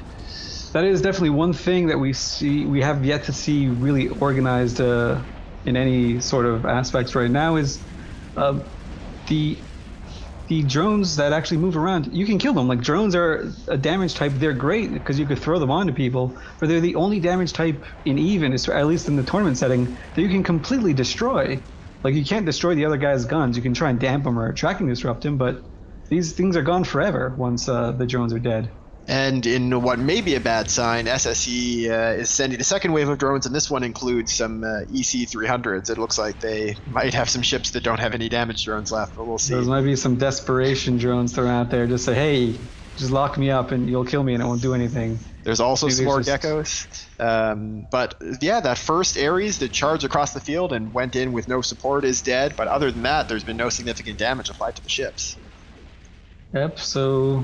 Jeez, these guys came in range and they're holding their range. So these, it looks like Sleeper Social Clubs are just staying all the way in the back. So one of the M.I.F. Stilettos decided to exchange the favor with that Ares and is charged in by himself towards the SSC team. We'll see if they manage to get a web on him before he gets out of there. But he is trying to get a tackle on, it looks like, one of the Ishkers. And yep, he's now webbed and scrambled, so he's probably going to drop pretty quickly. But yeah, for sure, man. There's almost nothing going on. There's actually a lot going on, but you can't see it. As a Tristan explodes, he came out a little bit too far. Mr. Snooze. Oh no, he might be saved. He's just trying to go out there and kill something, get something on the board. He's up engaging with that Stiletto, which is dropping. So the Stiletto dropping through structure now, and that's going to be one interceptor dead for each team, but otherwise even. An Ishkur for SSC, taking a lot of armor damage, and is going to be going to structure quickly. If they can't catch reps on him, then he'll drop fast. But he does have reps. Yeah, this Ishkur is kind of in no man's land over here, and there it goes. So he was able to get reps, but... He was just right in the middle of all of the so now M.I.F. damage being applied to the SSC and Neros. He doesn't have any tackle on him, but he is taking damage. He's got a couple of augmented Valkyries around him now from one of the Gilas. Only looks like one wave at the moment. The rest are still on other targets, but yeah, there you go. They're trying to take down that Tristan. We'll see if they move any more drones onto him. This is where we see decision making coming into play here. SSC, they're... Like, the Onirios is going to die. Their Onirios is going to die. And in the meantime, they're going to try and trade it for a Gila. But the Gila is still getting Basilisk reps. He's all the way in the back. He has no tackle. He actually might be trying to go for this jump beacon. He's not quite there yet. So there's a Sleipnir now for M.I.F. charging across the field to get on top of this Oniros. I don't know why their drones from the other Gilas aren't on him. He has one wave of Gila drones on him, and just one wave, but now he has a Sleipnir as well. And that Sleipnir is going to have tackle on him in a moment. There it goes. That's a web on the Oniros, and now he's going to be dropping fast. And even if they trade it for the Gila, that's a good trade for him. This is a huge trade if you get the Oniros for the Gila trade. M.I.F. still have a lot of damage once their one Gila dies. But as soon as this one Oniros is dead, that's a linchpin. That can't come back. Yep. And so you've got, and actually 2 targets died simultaneously for Yeah, so those two ships both went down, and they're actually worth similar points, but that Aneros for SSC is much, much more valuable. We're probably going to see the remaining frigs for SSC dropped off the field quickly by the worms, and then these Stratioses are going to be taking the brunt of the large ship damage. Yeah, these Stratioses are now kind of about to get super mega dunked. They're tackled horribly. The Sleipnir is right on Blitz's face. So he's going to go down. There's actually some split damage, but that's just some incidental stuff from the worms. The frigates are kind of having their own little battle up in the top of the arena, killing one another, which is great. Mm-hmm. The wave of worms and merlins is actually a very strong support wing in these kind of brawls. They're a bit vulnerable to large ships, but when it comes down to frigates versus frigates, worms are going to do a really good job for you. And all of the ships are tanking just fine for M.I.F. now. One Stratios down for SSC, another one is going to be following next, and M.I.F. in a really, really strong position. And that's going to be the second wrong prediction for me on my little guest sheet so far today. SSC and Test letting me down. Yeah, Sleeper Social Club looked really convincing in their win last week, and M.I.F. beat a team that I guess everyone thought they should have beaten once you saw the field, so it wasn't that surprising. They beat like a really, really weird Tinker setup that wasn't ever going to win. But, I mean, they're looking good here. They made the right decisions. They killed that Oneers, they won the trade, and they're going to just go out of here with an Ares and a Gila down, and they'll have probably wiped all of Sleeper Social Club off. Yeah, I expect that in the remaining 3 minutes, they'll easily be able to finish off these last three ships. In these kind of matchups where both teams prefer to fight at fairly close range, you actually see that usually the team that is engaging more carefully is the one that comes out on top. Charging in is not what you want to do. So both teams were a bit cautious at the beginning. They both shot at drones, but we saw M.I.F. get the best of that initial engagement, and they were able to get that Aneros down while only trading a Gila, which is what gave them the rest of this match, gave them momentum that they kept going. Yeah, they were both very cautious going in. Not overly cautious, though. They didn't decide to throw it to a 10 minutes stalemate just because, as we saw in a previous match. But, this time a worm died. Another worm's probably going to die. He's just kind of doing his own thing, maybe looting some wrecks, maybe not paying attention too much. But he just got repped. Yep. So this is going to be the last match before our break in the middle of the day for this day of the 12th Alliance Tournament. After the break, you're going to be coming back to two new commentators. It's going to be CCP Rise and Bacchanalian, and they'll be taking you through the second half of the day. Second half of the day has got some really exciting matches. Are there any that really stand out to you, at least? What match are you looking most forward to in the second half? I am most looking forward to the PL match. Yep, they PL play versus Shadow Cartel. Yep. Yeah, PL versus Shadow Cartel is going to be a good one. And then obviously, if you're a fan of the tournament, you're going to be watching the HYDRA match. Like, even if you don't expect their competition to be very strong, you're still going to watch them, see what they do. So I'm definitely going to be tuning into both of those. Yep. I'm actually just going to be sitting here all day watching the entire thing. Those are the two that I'm looking forward to the most. Yeah, I think those are two that I'm definitely looking forward to as well. But one that maybe a little bit less kind of on people's radar that I'm really looking forward to, CVA versus Outbreak, right before that HYDRA match, second to last match. CVA, I have been super impressed with both this tournament, like last weekend, and also last tournament. They've had a really, really good set of teams, and just they seem to be having a lot of fun with these tournaments. They are bringing teams that win and that also are surprising people, that are showing off their role-playing, the way that they enjoy the game, and they've taken that and brought it to the tournament with some great success. So it's been really, really great to see them do that. They brought an all-Amarian team last weekend, and I can't wait to see what they're going to bring versus Outbreak. I actually have them picked as my pick versus Outbreak. I think they're going to be able to take it. I think they are the favorites versus Outbreak. Like, I don't think you can't really expect a Sacrilege Damnation team. Like, you can't. No amount of preparation can get you ready for that. And they did a great job last year of surprising people, so let's see what they'll do towards the end of the day today. But that is the end of this match, so that means we are going to be going to our break. That is going to be the last match for both yourself and me for commentating today. But we'll be back with people. I'll be back tomorrow, and we'll all be back in Iceland next weekend. So heading to the break, and we'll see you all very soon for our next match, Rote Kapelle versus SCUM after the break.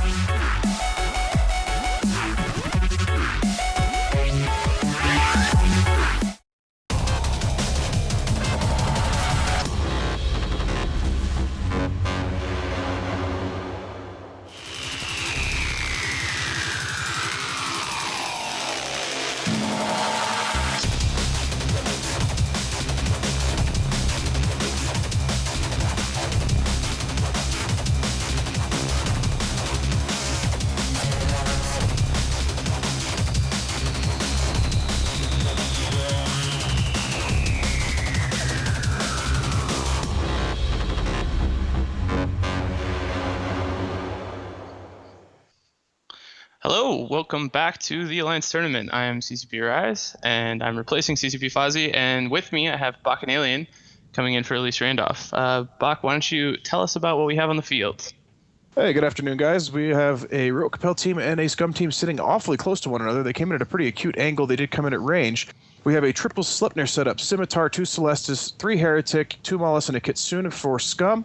And Rote Kapelle are bringing out a double Armageddon, double Eos, Onero, double Heretic, triple Talwar, double Kestrel setup. So we're going to see a very quick support war here with a lot of small ships and an interesting matchup between these Sleipnirs and 2 Geddons and 2 Eos.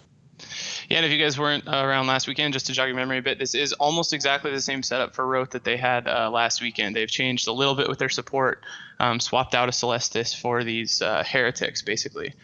SCUM, on the other hand, were in a really bizarre match where they had a couple Nightmares, I believe. They ended up winning after the match went to time, and they won kind of in the super tie-dye mode afterwards. So they've switched things up quite a bit by going to these Sleipnirs.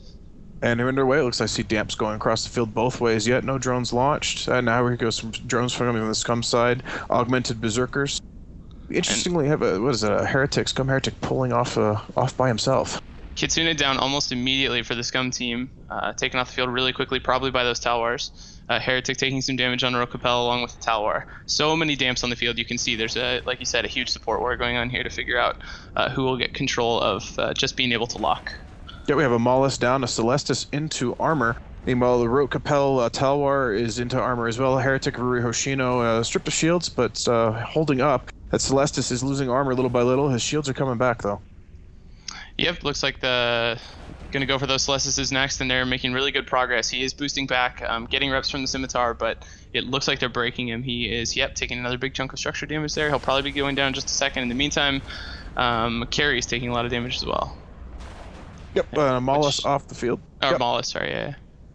And a Talwar now, taken into very low armor. We'll see if the repairs get on that fast enough. A Heretic for SCUM as well. Strip of shields, half armor. Celestis into low armor as well. Now the Scimitar also taking damage. Heretic into structure and off the field. Celestis soon to follow, I should say, and the Talwar follows him as well. Yeah, and you can see now at the beginning of the match there was damps across both teams pretty evenly, at least just in terms of number applied. But by now, Rote has a complete lock on the E-War battle. They've gotten the Celestis out of the way, they've gotten the Mollis out of the way, and now those Sleipnirs are going to really struggle to get anything done. Yeah, it doesn't look like NR is having a whole lot of trouble keeping repairs on Ruri Hoshino's Heretic there. The Oneros is doing a good job. We have Phil's, with a name I'm not going to try to pronounce. Phil on the SCUM team, Scimitar is holding up, taking a little bit of damage. Hasn't used his ASB yet, probably because doesn't want to waste a cycle. But both Sleipnirs we see taking a little bit of damage. Galaoth seems to be the primary target at this point. I don't know if you guys are able to see that yet, but one of the SCUM Sleipnirs, piloted by Zacharias, actually just used one of the MJD beacons, or his own MJD. One way or another, he just jumped across the field and got free of that kind of fight down in the middle. But while it's happening, he lost one of his friends in the other Sleipnir, which did actually go down. So SCUM getting beaten up pretty bad here by Rote. Yeah, and the Scimitar now into armor. This is a pretty effective setup from Rote Kapelle, very well executed. I know talking to Tyrus this morning, the Rote Kapelle captain, he was saying that he had quite a few setups at his disposal today to use, and he really didn't know which one he was going to use. So I am surprised to see them bring basically what you said, a rehash of last week's setup. And a rehash of what they relied on a lot in the last Alliance tournament as well. They really, really love these Armageddon setups. And it seems like the thing they're most comfortable with. I wonder if they'll be able to get away from that at some point and try something completely different, because eventually people are going to start expecting this if they just keep bringing it. Well, and maybe that's the mind game, the meta they're playing. Fozzie even called it out as a very standard Rote Kapelle cap warfare setup, so why not play into that? And, first 2 weekends you don't show anything of your hand, and you get into the last weekend with all your setups still hidden, so... And while we're babbling, everything else has died on the Scum side except for these 2 Slipners that did MJD away from the middle of the fight there. I don't know if Rote will come out after them. It looks like for now they're not really bothering and just keeping them damped out while they collect loot. They'll probably come after them eventually, I guess, or MJD towards them using those beacons pretty soon. But that's why they're not taking damage. Whoa, did one just boundary violate? Yes, absolutely. Boundary violation for one. We'll see if the other does us the service of following his friends. Oh, no, he's turning around. I'm not sure if the first one may have been. He's sitting right next to an MJD beacon, so it could have been that he activated it again. Activated, yeah. Not that there's much he can do in the match by staying on the field, but that is something we saw happen last week, where someone was at 0 velocity activating an MJD beacon, which kind of leaves you not knowing where you're going to land. In fact, in that match, it actually cost them the match. It was a Paladin, very end of the match. They were way ahead. Paladin micro drop dives out of the arena, dies, and loses the match for him. So. And I don't know what Rote's going to, like, they still have so much time. I have to imagine they'll come out and kill this guy eventually. But, you know, if you guys are new to watching the tournament, this is, of course, all on Tranquility. So the assets do matter, which is partly why Rote might be motivated to loot stuff on the field. It's also why sometimes at the end of a match, a pilot will try and just do whatever he can to keep the ship alive because, you know, there's a few 100 million SQ that this guy can save if he doesn't let them kill his Slipner before the time goes all the way to 0. So that is something to keep in mind. But it looks like now Rote is heading down here, at least. Well, I don't know. They're kind of just chilling. Yeah, it's hard to account for what they're doing. I mean, all I see left on the field are light shield maintenance white bot 1s and some EC300s. I can't imagine we're that hard up for cash, considering how much I know I personally put into the fund. So I don't know what they're doing. Hanging out right now, having a good time, I guess.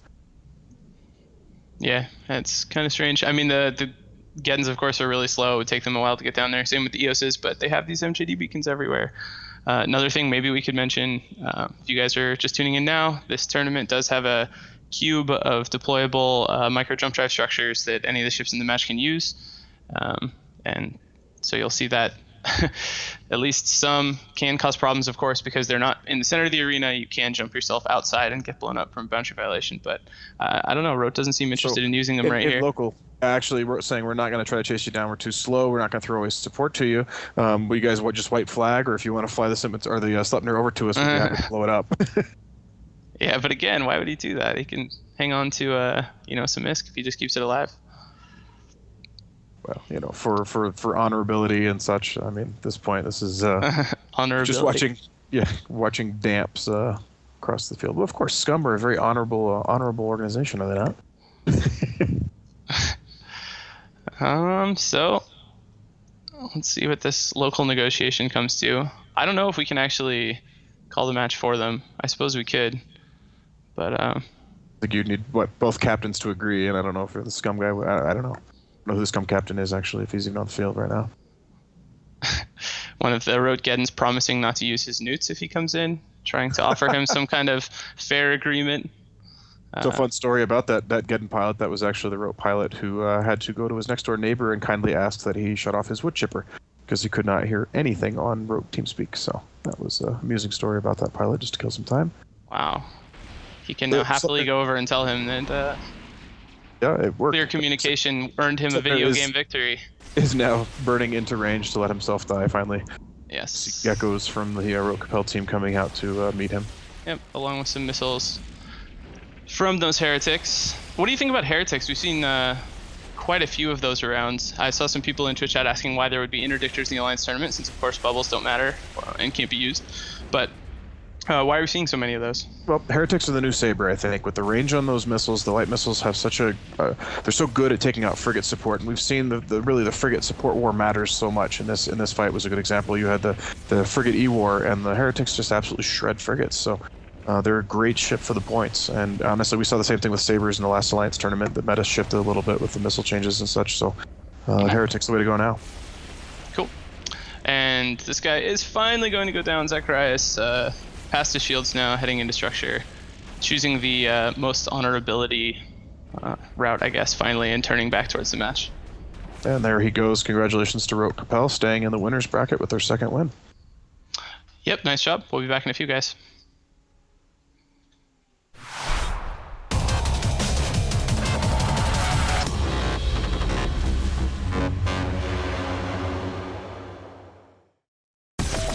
Whether you're into gate camping or jet can mining, you'll find EVE's best music mix at EVE Radio. Visit www.eve-radio.com today.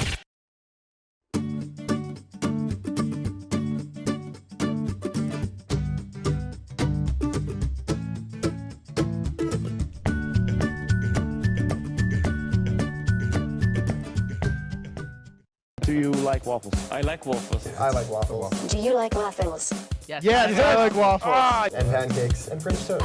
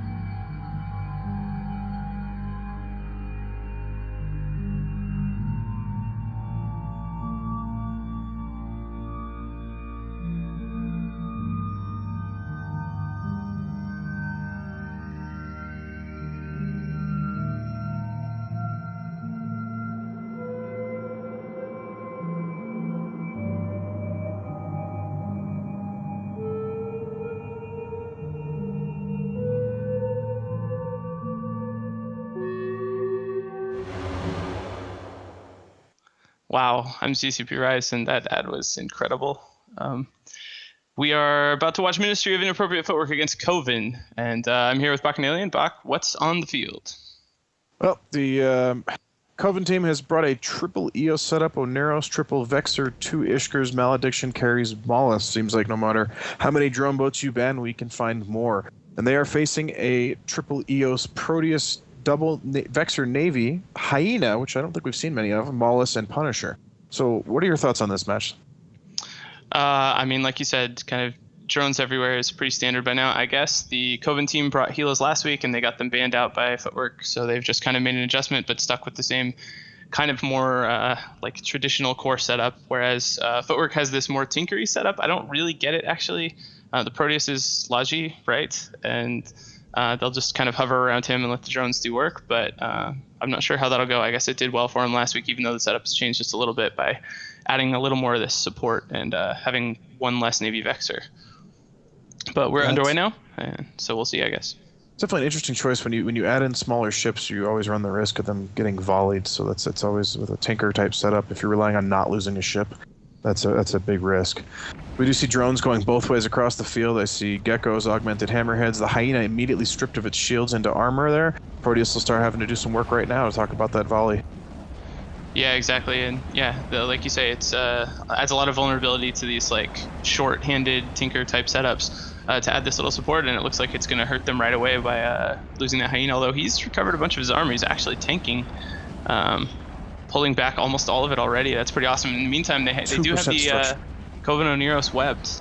He's still moving really fast for now, probably drifting through that web, speeding up to like 1800, even though he was webbed just a second ago, and not taking any significant damage. Whoa, and he is gone. He just, wow. Ooh, that has to be Boundary. That had to be Boundary. Yeah, they're about 100 and something out there. In fact, that Ishker is 118 right now. It looks like, wow, I didn't even see that, but it looks like the Oneros was just burning away from these geckos and infiltrators as fast as he could, kind of in a straight line out of the arena, and just ran out of room. Whoops. That is going to hurt them for sure. I mean, not only does it give a lot of points right up front, but having no lodging now for the rest of the fight. That Vexer immediately into armor now. Meanwhile, Storm and Bloodfeather's Proteus is actually struggling there. He's taking a fair bit of armor damage at half armor. We'll see if they can crack him. They might have a shot here. Yeah, and I mean, that's actually a huge victory for Footwork to have them give up on the Hyena and have to switch targets. It's always a good sign for the Tinker to not lose anything at the very start of the match when the other team has the most kind of on the field in terms of DPS. And it looks like the Proteus is struggling a little bit, but hanging in there for now, hovering about half armor. And he's, of course, getting a lot of repair bot action from the other ships on the Footwork team and cap transfer as well. So he's doing just fine, and they have killed a Vexer on the Coven team. But I think it's fair to say that there's going to need to be a miracle to come back from this now for the Coven team. Really, Ministry of Inappropriate Footworks, they're sitting pretty. They're facing less DPS with every ship that explodes. That Vexer that goes down takes quite a bit of DPS off the field. The second Vexer is low armor. We're going to see him go next, and I presume they'll probably start picking off EOSs after that. Really, at this point, the Proteus should have no more trouble tanking, I don't believe. It hurts so bad for them to have lost that on Neros through the boundary violation. I mean, you can see the Footwork DPS isn't all that high, and it's taking them a little bit to chew through these Vexers with the Logi there. It might have been, way more time they had to figure out how to attack the Tinker by either killing drones or getting in closer to put, new pressure or something. But now they just don't have time, and this Proteus is tanking more and more easily as they lose DPS. Yeah, certainly. I think they're right. They did have a very good chance with the Oneros on the field, but they could get in there and brawl even if necessary. But against this now, they just can't. There is a Punisher Agony on the Ministry team that is going into structure. Doesn't seem to be in range for reps, so there is going to be some blood drawn by the Coven team. It looks like here he's into structure again now. Yeah, that Punisher acting as tackle, I believe. You can see he's out in the middle of the Coven team. Probably running out there to catch Vexers and slow them down for that fleet of drones, but that of course puts him too far away from the Logi and he goes down, but that's not a huge loss really at all, and it probably won't make any difference whatsoever. So one incredible thing to point out that you probably can sort of see on the UI there is how little structure that Hyena actually survived with. Hovering over the target, giving the little tooltip there shows him with 2% structure. On a Hyena, that's only got to be single-digit points. That's really incredible. And another ship down Ishkur this time for the Coven team, and yeah, I wonder how much difference that makes. Having they didn't really need the webs from the Hyena to kill that Oneros. I mean, he had to run away as fast as he could, but that means he was under enough pressure even without the webs that they were able to apply damage. I wonder if they kill the support, if they kill the Hyena and the Punisher early in the match, if things had gone a little bit better, if that makes any difference at all, really. Probably some, or Footwork wouldn't be bringing those ships, I guess, but... Right, you'd imagine the Oneros wouldn't have been so hard-pressed to run away as much as he was if there wasn't as much support tackling him. The Proteus has taken a significant damage there. I wonder if he burned out a repper, or... Yeah, that's interesting. He was just maybe trolling a little bit. Yeah, bringing it all back really quickly. There's still a lot of damage on the field for Coven, of course. I mean, 3 EOSs, Ishkur and a Vexer is not insignificant, but... he was able to tank it no problem when they had 3 other ships, so he should be just fine unless, like you said, he makes a big mistake, burning out some hardeners or reps. But he shouldn't even need to use heat at this point, so it'd be pretty weird for him to make a mistake like that. Of course, yesterday we saw Logi accidentally go into reload for 60 seconds. That can happen if he's running an AR, but I wouldn't expect anything like that to happen. In the meantime, Vexer going down for Coven, leaving them with just the 3 EOSs. And we've crossed halfway mark for the match. The Ministry of Inappropriate Footwork damage does seem pretty low. Even with that Hyena there to web stuff, it's taking them quite a while to chew through these ships. Yeah, and it's remarkable how slow they are chewing through. Even just a Vexer there should have died a lot faster to 3 EOSs, but I guess he was kiting the drones out. You can see all these augmented, kind of an odd mix of drones there. Gecko's Infiltrator 2s, I see some augmented. It's kind of a grab bag of drones. They seem to be coming back in. Yeah, it is interesting. They've mixed them with a lot of these armor maintenance bots. The EOSs are actually running a lot of heavy armor maintenance bots. So the actual amount of bandwidth left for DPS is pretty low while they have those rep bots out, and they're just leaving those out. I mean, at this point, either one would probably work. But yeah, the sort of DPS fleet, like you said, is mixed, and it's also fairly small. I mean, we really only see maybe 15 drones chasing their primary, so and with some of them being lights, so it's really not that much damage. But of course, with logistics off the field, it doesn't really matter. One interesting to point out that we were seeing used in this tournament that really have been kind of a laughingstock in the past have been those the stasis webifier drones. I've seen them several times today, including in this match right now. We have some SW300s on the field, and I can remember a couple tournaments back, I don't remember which team it was, someone was using them and absolutely were ridiculed for it. So it's interesting to see that's changing the new meta as things develop. That EOS very slowly taking damage. He's at about 1/3 armor. Maulus actually on the kick team is about to bleed into structure now. I wonder if the Proteus is asleep at the wheel or if the Maulus has got himself a little bit out of range. Yeah, webbed and scrammed as well. He's probably going to go down, but Again, no big impact there. Damps at this point not really doing anything all that important. Keeping the carries, maybe be a little closer to them or something, but that doesn't really matter. Yeah, the web drones are really interesting. They maybe are pretty obvious development for the meta where everybody's kiting all the time. I mean, with these drone setups, one of the big advantages is not having to get close to your opponents. And, you know, if you really need to keep your whole team away from everything and depend on range for survival, tackling gets more complicated. And web drones are kind of a cheap way to handle it. I mean, other options would be like using recons or Lokis or something like that, but they're costing you so many points. And web drones, you can kind of thread in there with all of your damage and probably pays off pretty nicely in some situations. Yeah, I think the fact that they are stacking penalized and the kind of does play into the reason they're not used more. But as far as just slowing something down a little bit, it's not bad to throw 1 or 2 out there for sure. So we have some more damage coming across for his ships, down to 2 EOS now. Ishkur at half armor, Maulus at half armor. That Hyena was getting pecked at for a while, but he's doing all right again. Yeah, he is tackled again. So you know, try for him one more time, but. At this point, basically just waiting for that clock. We're at just under 2 minutes to go, and I don't think that Footwork will be able to finish off this entire Coven team, but they will definitely be winning this match. You said those augmented drones were getting used, and it was actually Coven team using them. There's augmented Berserkers and Hammerheads all over, right around where the Footwork team is sitting. Footwork actually just going for Tech 2. There's a couple augmented Hammerheads there, but mostly going for just Tech 2 and Geckos. Yeah, like I said, it's an odd mix. There's just all sorts of different kinds of drones out there. Like everybody's running something different. But EOS into structure, gonna lose him for sure. And looks like they've got one of the frigs tackled as well. Yeah, Malediction taking some significant damage now. I'm guessing that's him. Yeah, that Hyena, it's like a friend of mine did the math for me in MMI, sent me a message saying that the Hyena's got to be at about 6 hit points of structure. Nice.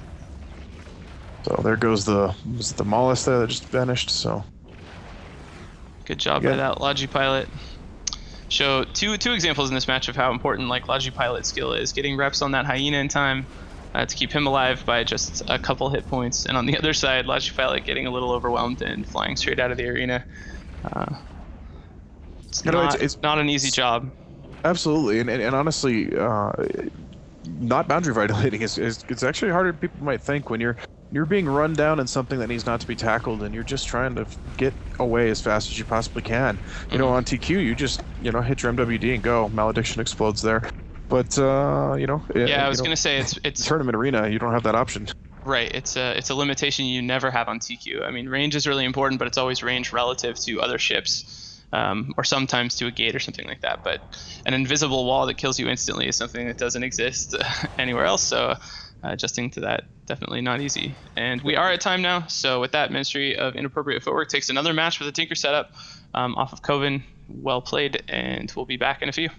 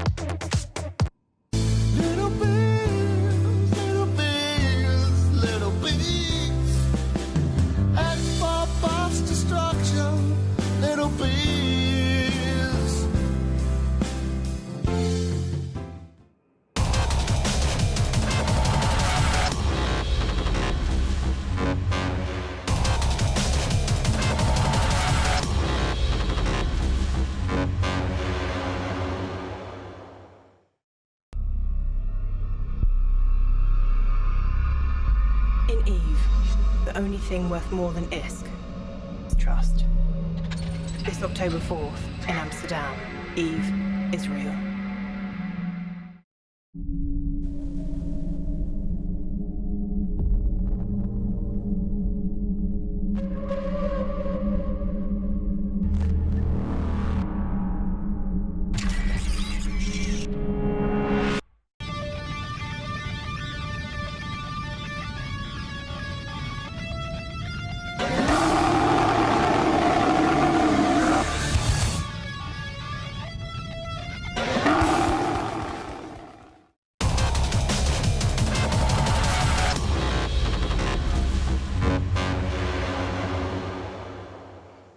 All right. Hello again, everyone. I'm CCP Rise here with Bacchanalian, and we have coming up should be one of the best matches of the day, one of the most gambled on matches of the day, I'm sure. Pandemic Legion versus Shadow Cartel, and looks like it's going to be a good one. What have they brought back?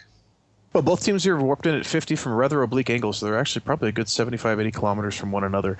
The Shadow Cartel team is coming with a double EOS, double Celestis, double Ishtar, Vexor Navy set up with double Frigate Logi, 2 Inquisitors, and then 3 Heretics as anti-support. Meanwhile, Pandemic Legions come in with a single EOS, triple Gila, 2 Vexor Navies, 2 Vexors, also running Frigate support with 2 Bursts and 2 Worms. Yeah, so both of these teams choosing that Frigate Logistics, which Shadow Cartel did last week. Pandemic Legion last week, of course, brought the Rattlesnake setup, so they've switched things up a lot. And this should be pretty fast. A lot of damage on both sides. Like you said, the big difference between these teams is the Celestises. Shadow Cartel going for a little more EOR support. And as we get started, you can see Damps just hit the entire PL team immediately, which is good news for Shadow Cartel. But a lot of damage on that PL side, and a lot of it doesn't care about the Damps because of coming in the form of drones. So let's see how things go as those drones get to their targets, which is happening right about now. I'm curious to see how the support war is going to go, because those Heretics really will trash frigates, but Worms are not they're certainly scary ships as well. So we'll see how those frigate logistics hold up. We have a Gila into shields, and EOS stripped of its shields, the Celestis of Wildbagger on the Shadow Cartel team into armor a little bit there. But really, Lordana Cameron's Gila is really struggling. It's taking an awful lot of damage there. Yeah, PL way behind right now, it looks like. He is getting reps now onto that Gila and starting to recover shields a little bit now that the Logi's gotten there, but Shadow Cartel, well, they were looking really comfortable. Now that EOS up top of Spur Zone is actually starting to take more armor damage. Gila's taking damage too. This is really close right now. Yeah, the Gila's about to bleed into armor. If that Gila goes into armor, it's going to go down awfully quickly given how much damage is put on it. Celestis doesn't seem to be taking a whole heck of a lot of damage. Meanwhile, the EOS seems to be tanking his, so it's really is going to come down to which one of these things breaks first. And that Gila looks like his shields are completely gone, like 1% shield remaining at the moment. One of the really big changes this tournament is the move towards a lot more medium drones and heavy drones instead of the Sentry focus that we saw more of in the last tournament. And what that means is the damage is a lot more sporadic. This Gila on the PL side has been running away this whole time, and wow, boundary violation from both bursts. Oh, both man. Pandemic Legion Logistics just boundary violated. I was about to call that out. I saw that happen right as it happened. Crazy. EOS of Spur Zone is into very low armor, almost into structure, but that Gila just absolutely melted out from under it as well. So Lordana Cameron's going to go down just after Spur Zone, and we have a match. We have a good match. Unbelievable boundary violations. Were they just chasing the Gila, trying to stay in range, and weren't watching where they were positioned? It seemed like it. There was one other ship out there with them. I didn't catch who it was. It was about 100. That may have been what they were doing. Yeah, Seamus Orzo is now taking an awful lot of damage, going straight through his shields, almost right into armor. Meanwhile, Herney's EOS is into armor, but that's where he's an armor tank, so he's not going to be too worried about that. First Inquisitor of Trouser Deagle, meanwhile, also into armor, and Seamus Orzo is going to say goodbye to this match. This looks really bad for Pandemic Legion. Unless Shadow Cartel does something really wrong here, that Inquisitor is taking damage. Trouser Deagle, oh, and he just lost reps on him as well. Looks like he's going to drop. Yep, Logi down now for Shadow Cartel. And no damage so far getting to a new target on the PL side. It looks like that last Gila. Yeah, exactly. Danpill's going to be the next one, but it took a while for the drones to get over there. Everyone, of course, will be spread out as much as possible, so the drones have to waste a bunch of time moving from target to target. But he is taking damage now at about half shields. A Worm taking damage as well, while Pandemic Legion tries to finish off that second Inquisitor on the Shadow Cartel side. And Dankel's got to be careful. He's at 104. We've already seen two PL ships fly out of bounds. He's at 107, 108 right now, as well as that Worm of Ollie, 114, 118. He's almost out, and that should be a boundary violate here any second. Worm he managed to turn it around. He's so close. 121. Holy cow, but he's dead anyway, so it doesn't matter. And that was awfully close. In the meantime, Dankel had to make his turn as well. He got out to about 110, and as he turns around, of course, the drones have a much easier time catching up, applying their damage, geckos and stuff making their way out there now. And he should be going down pretty quickly here. He's in bad shape. Hardy's EOS is almost into structure now, so we'll see if he goes down at the same way. The Gila is already into structure, and looks like there is a damage control. The EOS is going to go on right at the same time as the Gila. It's a good trade, but... It's a good trade, but PL needs to do better than just trade at this point. They are behind. Absolutely. And for the second time in 2 matches, PL looking like they might be headed for the loser's bracket here. It's really incredible for a team that's, defending champion. To be in this position, but here we go. Ishtar for Paquito on the Shadow Cartel team taking significant damage. Seems like drones are still chasing down Chiba, Mon's Vexor Navy on the other side, though. Yep, that's right. And a lot of those drones have caught up. He's starting to take quite a bit of damage. He should be shield tanked as well. You can see him burning as fast as possible. They're moving 2,400 or so, leaving those geckos behind for periods of time, but still taking tons of damage, about to go into armor. But they are going to maybe kill this Ishtar on the Shadow Cartel side before Cheap goes down. Maybe PL starting to trade favorably, but I don't know. They have so little left at this point. Oh my goodness, that was rough. That Ishtar's down and Cheap's still up, but I don't know. He's into structure. I don't know. PL kind of looks like they're turning this around. I mean, the Heretics and the two Celestises don't represent nearly as much threat at this point. But that worm right into structure, one volley, it looked like took his entire armor bar down. Cheap Amon just clinging, and he is down. He is down. This is an incredibly close match. Super close. Would be expected to have just dominated this. I imagine the betting odds on this would have been ridiculous. Anyone who's put money on Shadow Cartel is just counting the money right now. Oh, it's still so close. That worm hanging on, and of course he's important. That is every piece of their damage at this point is really important. Keeping those Vexers alive and keeping that worm alive are actually a really big deal. Damage going onto the Shadow Cartel Navy Vexer, the last one, King's Navy Vexer, he's going down pretty fast, and damage has all but stopped going the other way towards PL. It's starting to look like PL's in control somehow. Yep, he's not in good shape there, and he's got drones.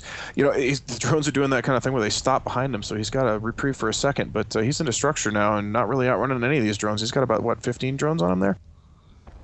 Yeah. The worm, meanwhile, just took a huge volley of damage. Yeah, I was trying to figure out where these heretics are at. There goes that Navy Vexer. Same time, worm goes down. But now you're looking at 4 pretty hefty DPS ships left on the PL side against basically just an Ishtar and support. I mean, it's all good support. The Celestises can field damage drones. The Heretics do pretty solid damage for their size, but PL definitely in the lead right now, not only in terms of points, which they actually just retook, but also in terms of just the amount of EHP and damage they're able to field. Right, that was my question. What is it, 6260 if my math's right then? Yep, that's right, 6260. Navy Vexer for PL, piloted by Arcale, taking a lot of damage now. He's about to head into armor. In the meantime, still the PL damage hasn't caught up to anything. The Heretics have taken some shield damage, but nothing too major, and they've actually regened some of it. So it's been a while since they got shot, and now this Navy Vexer is about to go down, putting Shadow Cartel back into the lead if they kill this ship.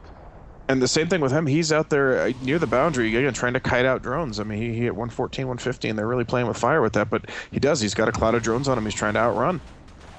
Heretic of floppy M's takes more damage. Shadow Cartel goes back into the lead, 72 to 62. Asakura's Ishtar is now into armor. Oh my god, it's so close. That Ishtar, Asakura's Ishtar is out at an MJD beacon, actually. And just MJD'd away from the flight of augmented Valkyries that were chasing him. Heretic of floppy M down on Shadow Cartel's side, so Pandemic Legion, 2 Vexers EOS against Ishtar, 2 Celestis, 2 Heretics. Or I should say 1.5, that other Heretic's really not doing very well. Yeah.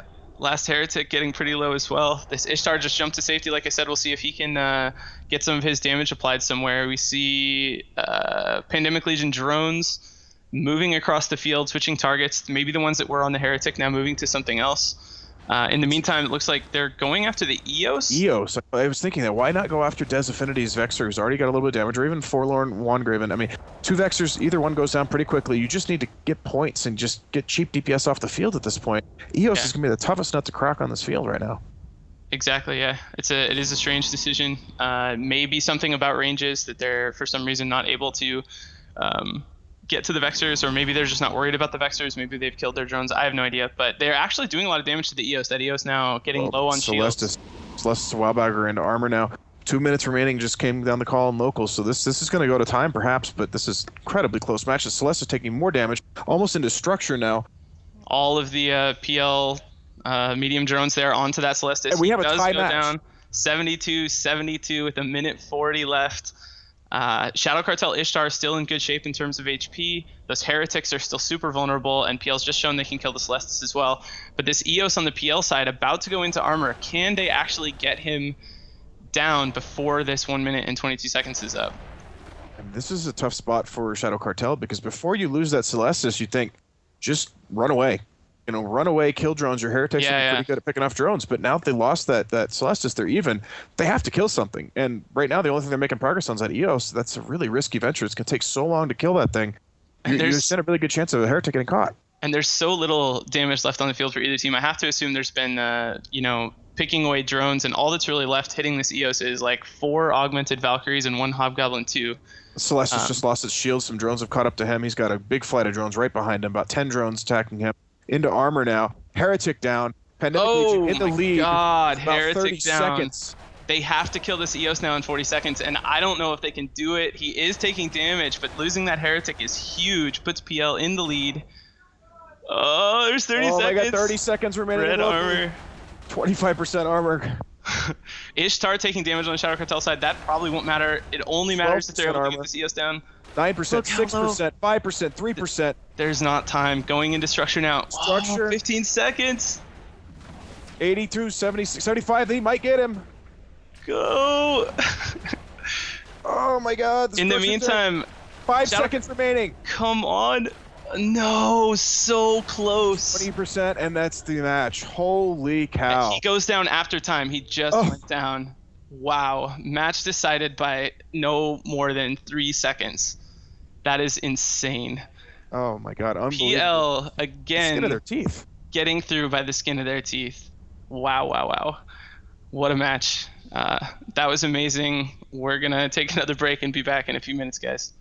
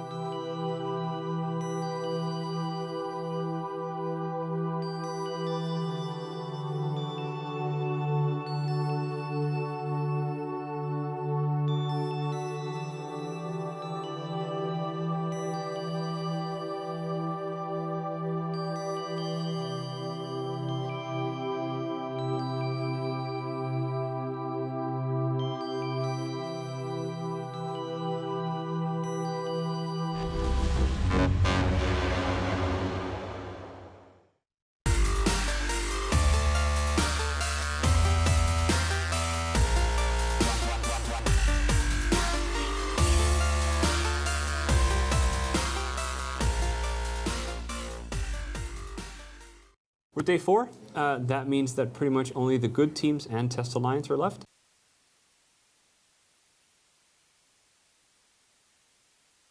Test Alliance, please ignore. Worst of the best. Delicious spaghetti you eat while waiting for a prey to put its shiny paw into his career. So always let jump, and let the body hit the floor and that is how the glue bum.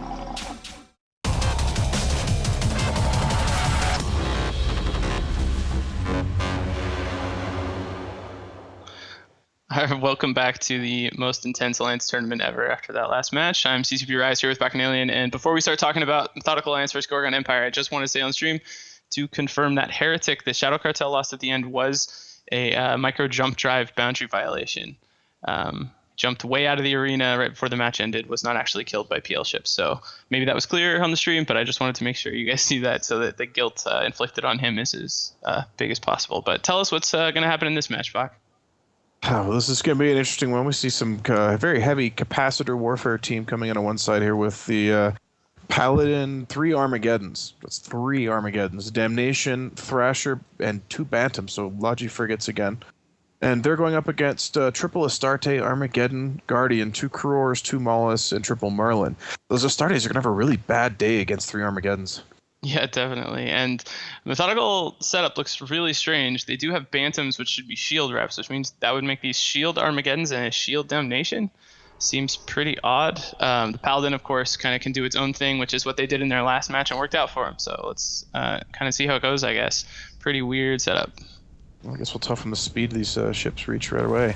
But you're right, that is strange. Whoa, Bantam number 1 off the field before we even get a chance to see what's going on. So the second one is down right after him. So first blood nice. For Gorgon. That's going to make these rail Astartes, I assume. Picking things off that quickly from that far away. These teams did start pretty far apart, as you guys should have been able to see. Maybe 40 or 50k between them. Another ship down there, the Thrasher going down for the Methodical Alliance. So they're left just with their core now. 3 Armageddons, Paladin, and Damnation. Yep, Astarte stripped of his shields to armor there, but the Guardian not having any trouble keeping him going there. So we'll have to see if the cap warfare over time eventually breaks through that Guardian. These are much beefier ships that need to be broken through now. So yeah, and you can see the Gorgon Astartes not trying to close range with the Methodical Alliance team at all, which actually totally negates those Armageddons. The Newts not going to be able to really do much of anything because they're just never going to be close enough. And we saw last weekend the Arty Slipners being put to work by HYDRA, and this sort of is a different version of that with the rail Astartes. And of course rails are really quite strong now after I overbuffed them a little while ago, so this is looking pretty good. Yeah, certainly if you can avoid getting in range of those Armageddons with hybrid guns, you definitely want to, because hybrid guns eat a lot of capacitor. We see the first Armageddon Bandit 773 into armor now, taking some fair bit of damage. His armor's going down relatively quickly, but this is so strange. The Armageddon is local repping. Cap chain here between the Armageddons with local reps and rep bots. So why the Bantams, I wonder? I just have no rational explanation for the Bantams. Maybe that's just next level meta and I don't get it. See CBU Holix Astarte taking a little bit of armor damage. The Guardian should have no trouble repping that up meanwhile, but the local tank on the Armageddon's actually holding up relatively well. He's losing little bits here and there, but pulling him back, so steady at about a half armor, a little more. And just not a lot of damage going the other way towards Gorgon Empire. That one of their Astartes is starting to take some now. They have the Guardian damped, so he's not able to apply reps for now. Here come the reps. He closed range and is able to get reps applied, and I assume that Astarte will just pull that armor back pretty quickly.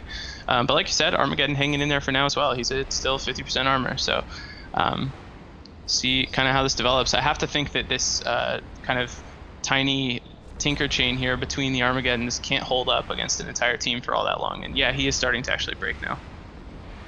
Yeah, they started getting rep back when all the Guardians got back, kind of locked back on him, but you're right, that Armageddon is going to go down here shortly, and I think once that happens, as with any tanker team, the more you lose, the worse it gets for him. It kind of falls over like a stack of dominoes, so we'll see him go down and probably something else shortly after, but I'll say this is a very anticlimactic match after that last one. Holy cow, I'm still coming down from it. Yeah, that was a really wild match. One of the best in quite a while, I think. So many like changes in momentum. So crazy. Armageddon is going to go down. It looks like he's still repping, but not really doing so well. Those damps probably not really doing much of anything. Maybe keeping Methodical Alliance from being able to control what targets they choose. They have dropped sentries from those Armageddons, Imperial Navy Curators, and that's where the damage on that Astarte was coming from. But Gorgon Empire having no trouble whatsoever tanking the small amount of damage that this team's able to put out. Yeah, they were able to get Dark Moors Astarte almost about 60% armor there for a little bit of swap targets. Armageddon goes down. Getting looks down. Like Guardian locked him up and repped him right back up. So now they're trying on El Nomada, the Armageddon, on the Gorgon Empire side to see if perhaps he can get through him. But at this point, it seems like just desperation. This tanker is coming apart at the seams. Yes, it will of course collapse more quickly the more ships they lose. This Geddon should go down a little faster than the last one. They can break his cap a little quicker without help from the other Geddon and without more of those rep bots. It's possible they won't be able to kill the Paladin, of course. When Marauders go into Bastion, they can tank pretty darn well, and it doesn't look like this Gorgon team has a really excessive amount of damage because of being more long-range oriented and more support-oriented with those Molluses and Curatores, but that's okay, because we can spend the next 5 minutes talking about that PL match some more. Yeah, but Armageddon will go down eventually, but it'll take a while. Waffy's started taking a little bit of armor damage, but you gotta wonder. I mean, we were talking about this a little during the break. What was going through that heretic pilot's mind? Was he paid off? Was he so overwhelmed with the stress of that match that he, made a huge mistake to throw that match, or what? It's so strange because not only did the points flip the match and at least give PL the opportunity to win. Also, if he just stays there, even if he dies, his added damage definitely allows them to finish off the EOS in time. So it goes down, makes up for his points.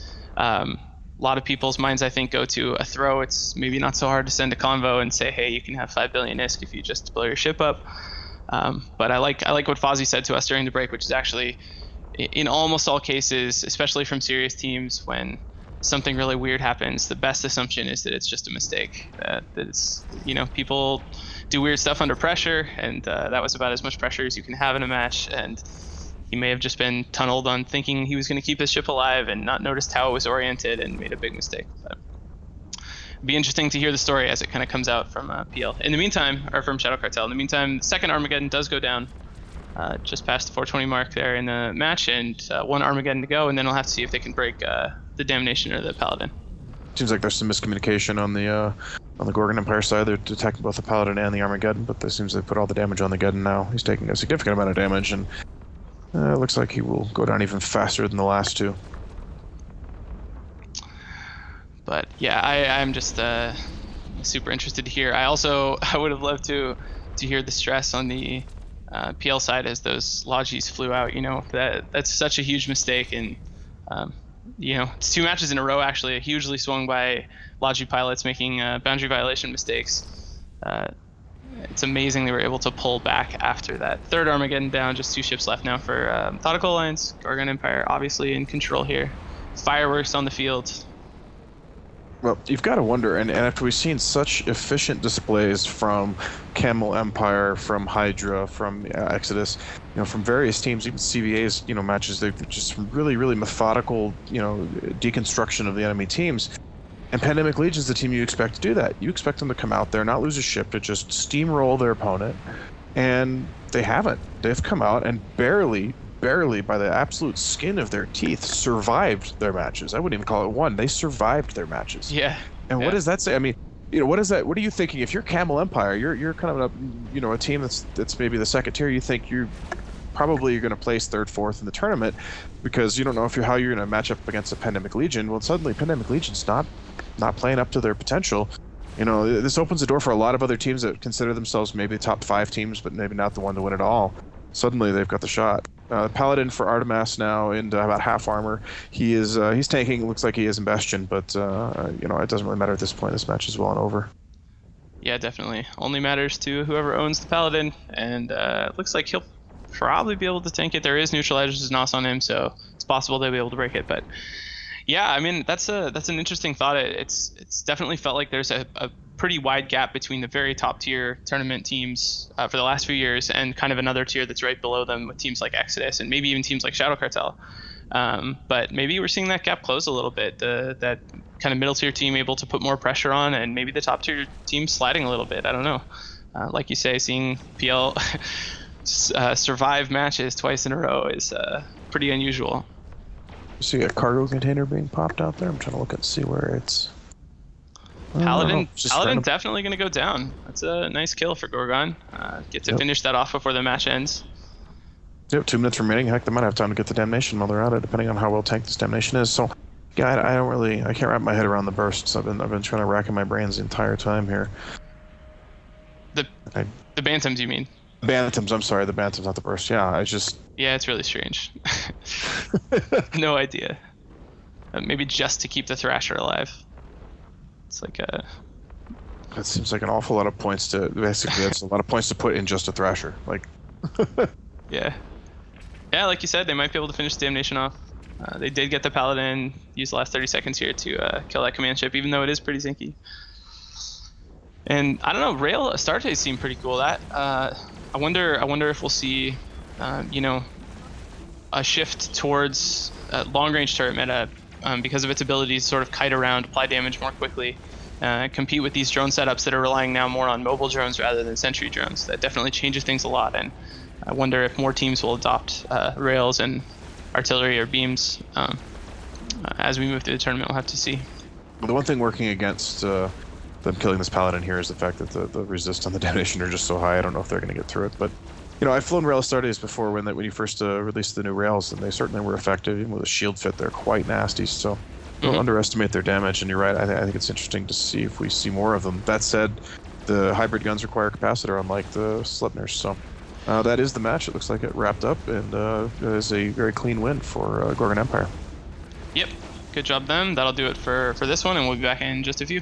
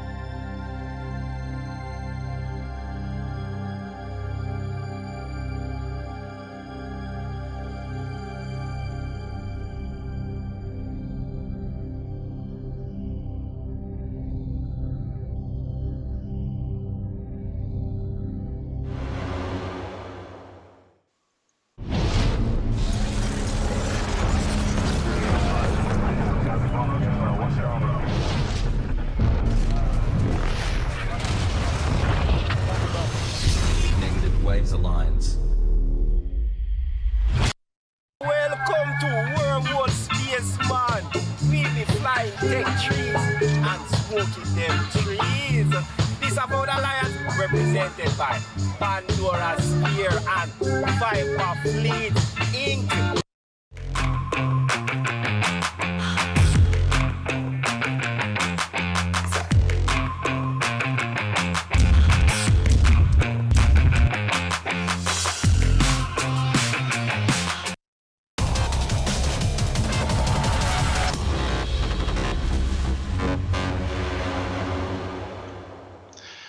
again, everyone. I'm CCP Rice here with Bacchanalian, and we have a good one coming up. Agony Empire versus RVB. And kind of similar setups on the field. What do you think, Bach?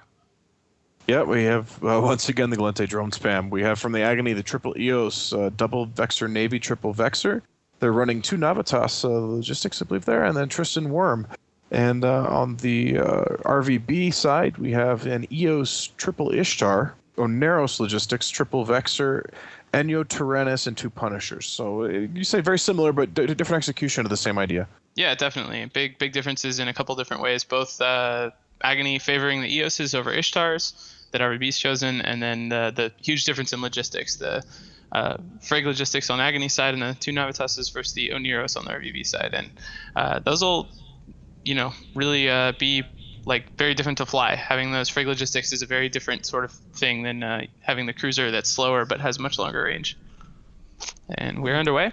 Yep, the teams did come in at a pretty good range from one another, so they're directly across from one another as well, so they have the maximum distance possible between them when that they wanted there. See Gecko's out on the Agony side already, but they're kind of a long way for them to go, so it might have been early to launch, but I guess if they're pulling back to range, that would make sense. Zerker 2s as well. I'm curious what the Ishtars are going to drop. It looks like they're actually going to go with Geckos and not Sentries, but we'll see if that changes over the course of the match. We haven't seen a whole lot of Sentry dronage in this tournament. That's been an interesting shift from last year around, but the Geckos are quite potent drones. They do an awful lot of damage. They're hard to kill. We have that first Worm for Agony. Reverend Elikon taking some damage and shields there.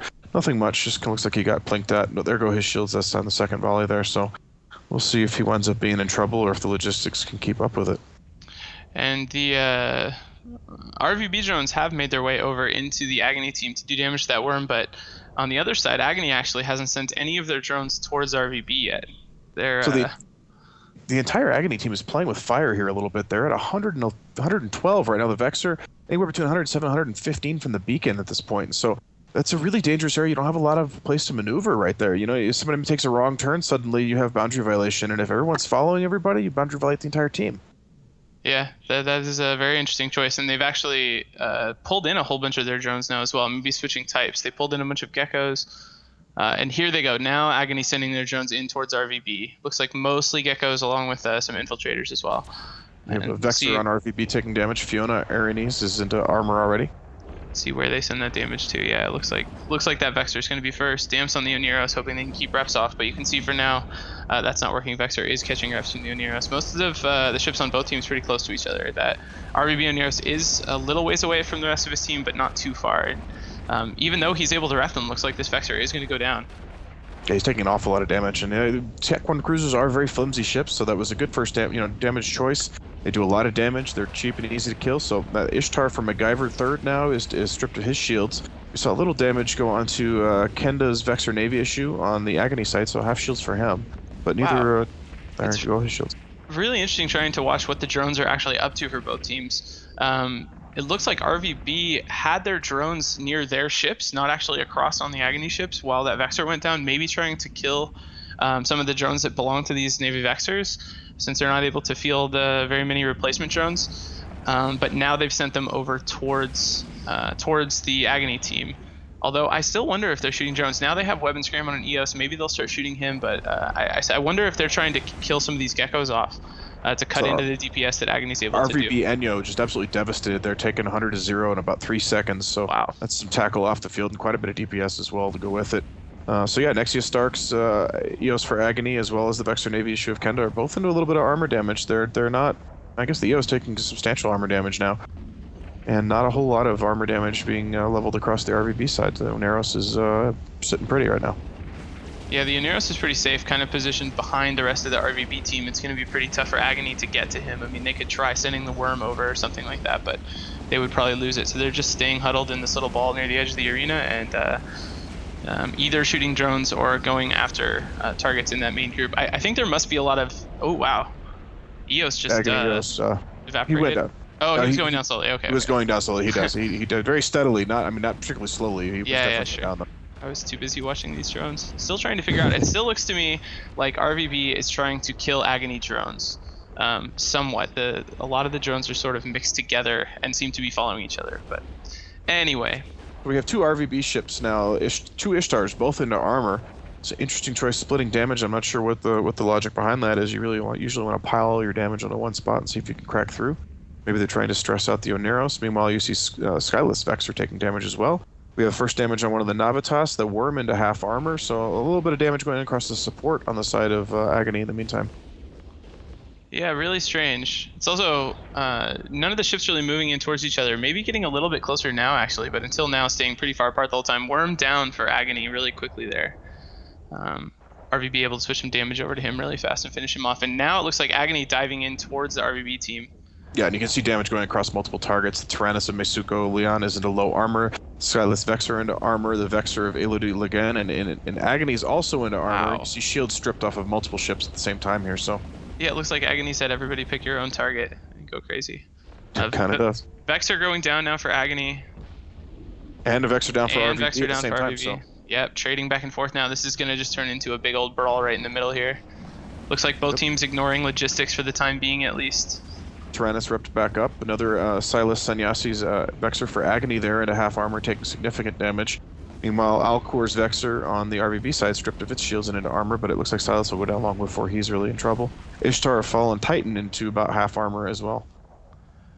And there's a web now onto one of those Navitas. I wonder if RVB will be able to take him out. That would give them a huge advantage since their Logi still seems pretty safe, just sitting tight outside the fight, wrapping people. Is taking damage now, so he's about 2/3 armor.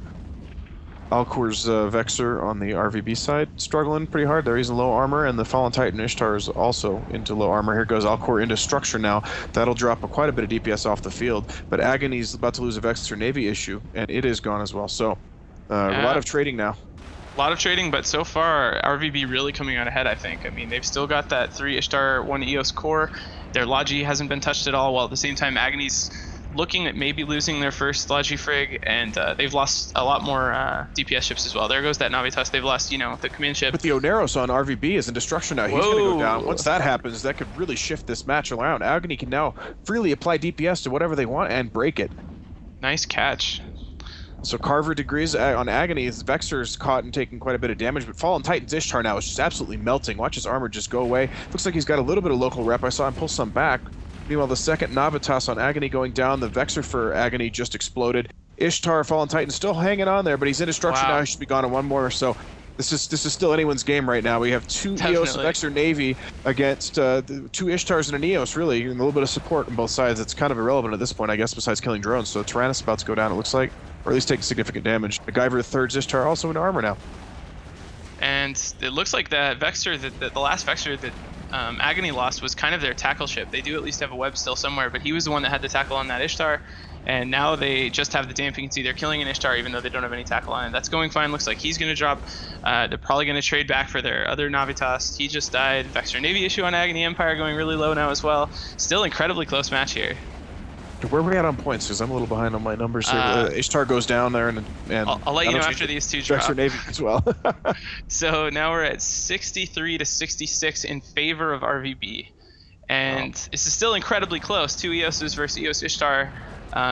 Could go either way. There's a little bit of support left on both sides. A little more on RVB, of course, but that Ishtar's going down fast. The EOS is going down pretty fast too, though. He's taking significant damage, so it's going to become a race. If they get that Ishtar off the field before the EOS goes down, I think they...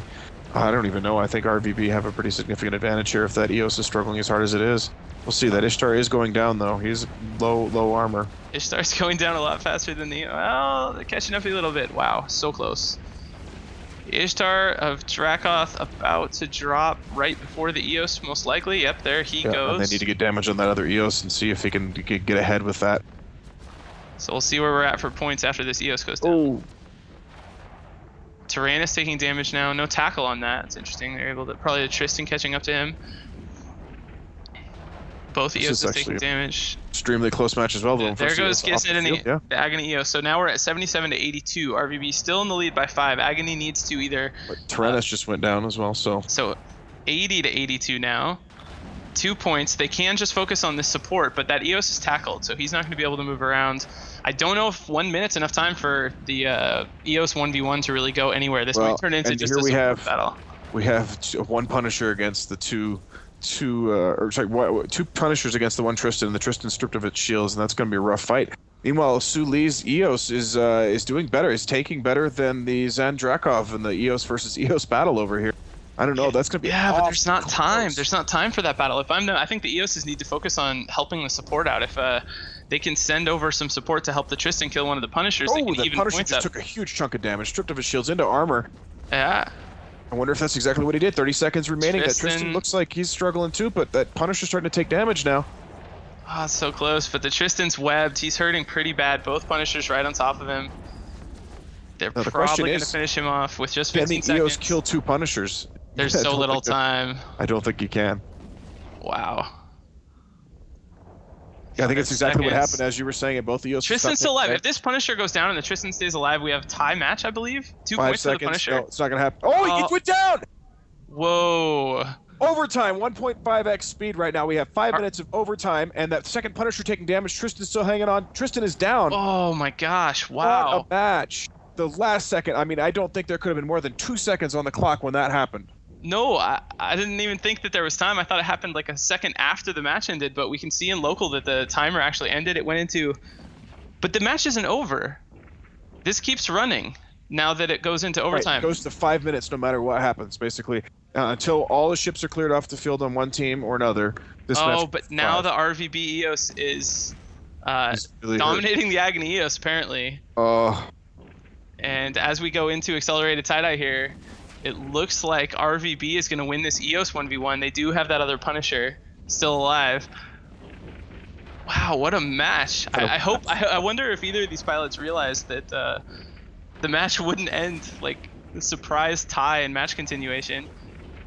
Yeah, I mean, that's the kind of thing you're not sure. I guess when you're piloting, you're not doing the points like we were. You're not doing the numbers, but that lets you set down. So I wonder if anyone did get caught off guard. RVB takes it. What a crazy match. I feel like we didn't even kind of realize how crazy that could get, but RVB gets away with a win there after having a tie with just 1 second left, sending it into sudden death. And wow, good job both teams. That's it. We'll be back in a few minutes with another match, guys.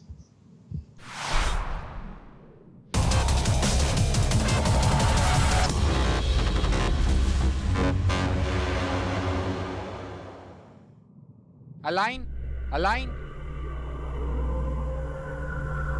Declocchi bomb. Via, ragazzi, tutto. E via il jump range.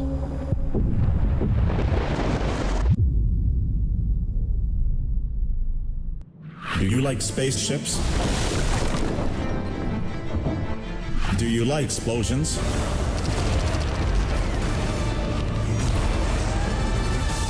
Airlock Media. We make your corporation look good.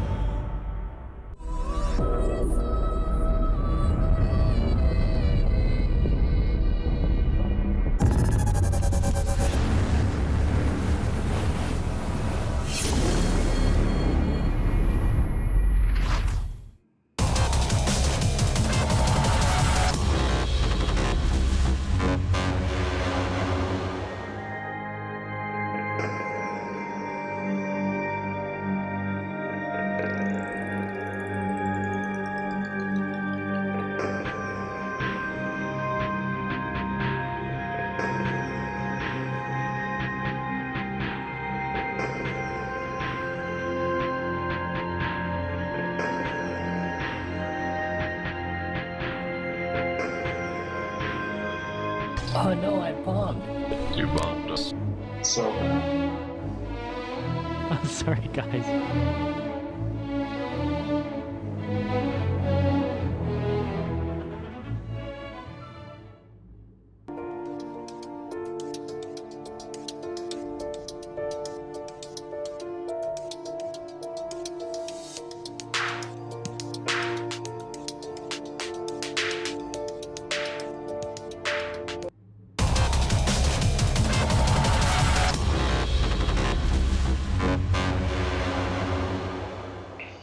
Hey everyone, welcome back to the EVEonline Alliance tournament. I'm CCP Rise here with Bacchanalian, and we're about to see Nulli Secunda fight against Surely You're Joking. But before we start, fun fact from the last match, the time-making kill was made 1.3 seconds before the official match end. What's on the field for us, Bach? Well, we are looking at surely you're joking comp of 2 vultures, 3 Serbs, and a scimitar, Corax, 2 flycatchers, 2 herons, and a mollusk for support. And they are facing off against 2 Eos, triple Gila, scimitar, 2 worms, a crow, a mollusk, merlin, and a heron. Yeah, so serves are pretty cool. We haven't seen too many of those. Probably a rapid light setup going on here, and it'll be interesting to see how it performs against this more standard Gila Eos setup. We're underway now, and as you guys are able to see, teams starting a little ways away from each other. It looks like the Surely You're Joking team came in at range, kind of at a medium angle towards the Nulli team. Nulli drones making their way across the field now. We should see damage start to apply pretty soon. It looks like we have augmented hammerheads and geckos crossing the field, as one might expect. There are some light shield bots out on the Surely You're Joking side. I don't see any damage applied yet. I guess the vulture of Kelvin Smythe is the first target, which is an interesting first target to pick. It's probably the tankiest ship on the field.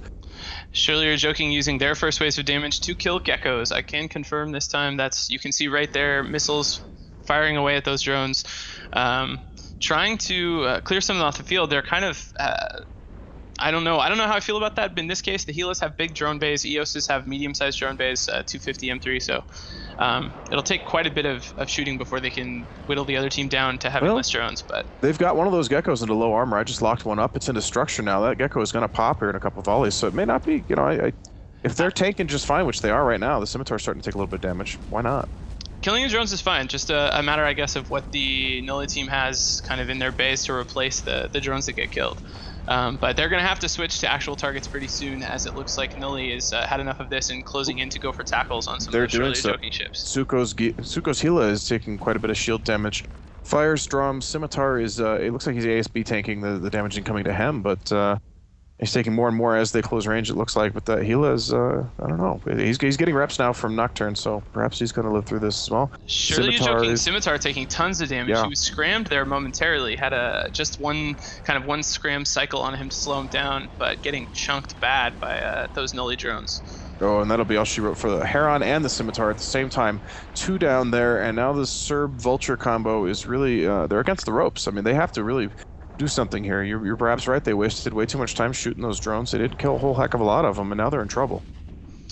They are, and maybe the biggest reason they're in trouble is that Nulli Scimitar looks to be completely comfortable. He has no damps on him, and he's done a really good job repping everything that's taken damage so far. As I say that, of course, Frigg evaporates. It's off the bottom of my screen. Merlin on the Nulli side does go down before the Scimitar has a chance to get him reps. But all their main ships, the Eoses and the Gilas, looking like they're not taking any damage at all so far.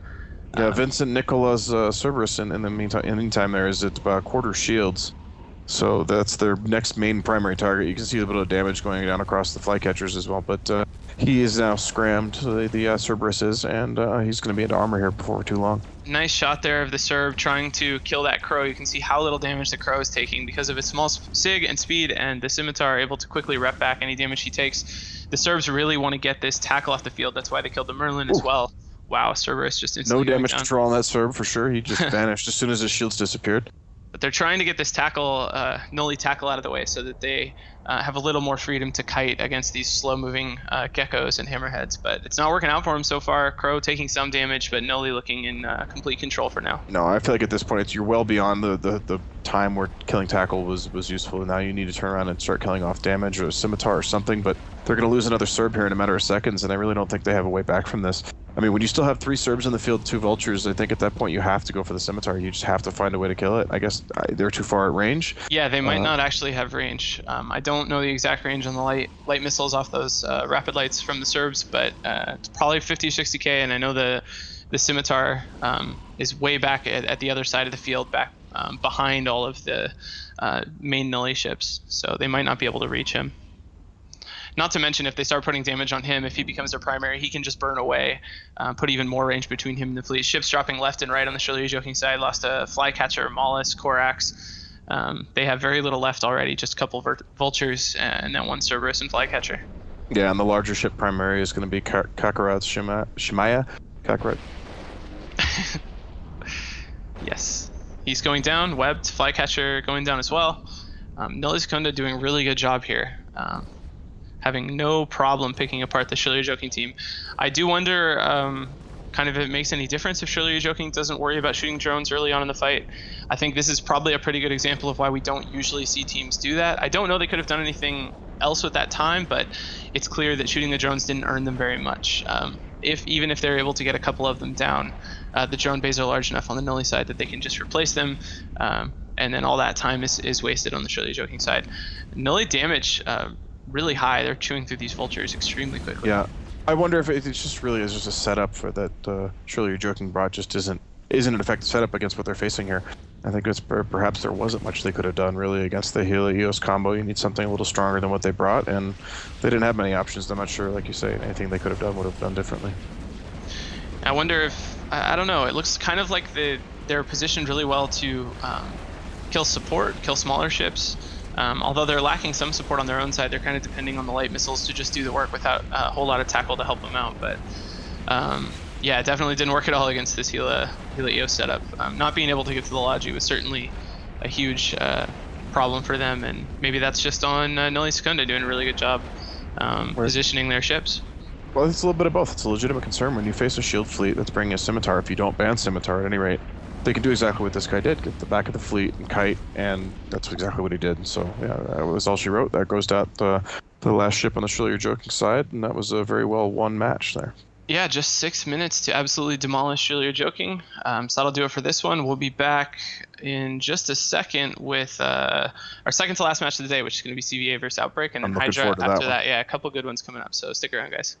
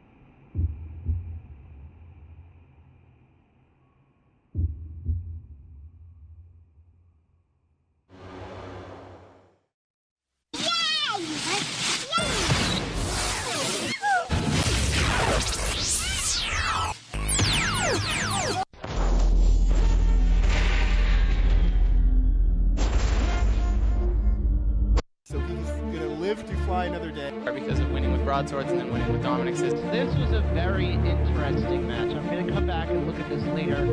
Oh no, he's so cool, but not very good.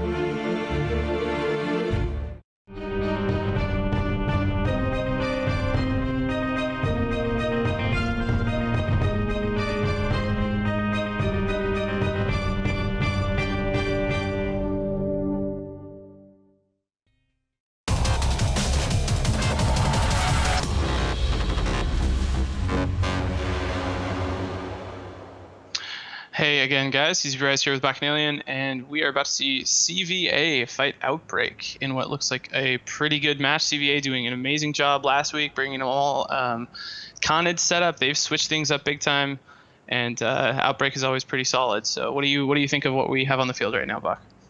Well, Outbreak's brought a fairly standard setup we see these days of EOS triple Gila, double Ishtar, Mollis, triple Flycatcher, and 2 burst Logi. But meanwhile, the CCP has come in with Sleipnirs. They have 2 Sleipnirs. They have the 3 Gila, Scimitar, triple Worm support, Crow, and 2 Merlins to go with that. So it should be a really interesting matchup. Those Flycatchers against Worms, it's kind of those are pretty dangerous ships on both sides. So. Yep, and both teams have kind of done the same, come in at max range 50k. The angle wasn't too far off, though. They should be 60 or 70k from each other to start things off. We're underway now. You see damps flying across from the Outbreak side, covering that CVA team, which is actually really bad news for the Sleipnirs. We're used to seeing the drone damage, which doesn't care quite as much about damps, but Sleipnirs, of course, do. Neither team charging towards each other. It looks like CVA kind of staying put, while Outbreak starts to move down and away from CVA. You know, that is the challenge with the artillery Sleipnir idea, is the Sleipnir lock range natively is actually pretty low. I think it's around 50 kilometers, so you throw damps on that thing, and it's really going to be struggling. We see the first burst on the Outbreak side taking quite a bit of shield damage, just getting some reps, but he looks like he's taking more damage than he's getting reps.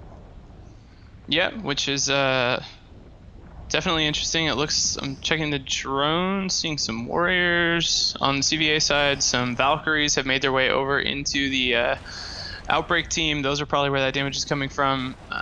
On the other side, Outbreak has dropped a lot of sentries, actually. Some Curators were down, at least for a while. I see Hammerheads there now as well.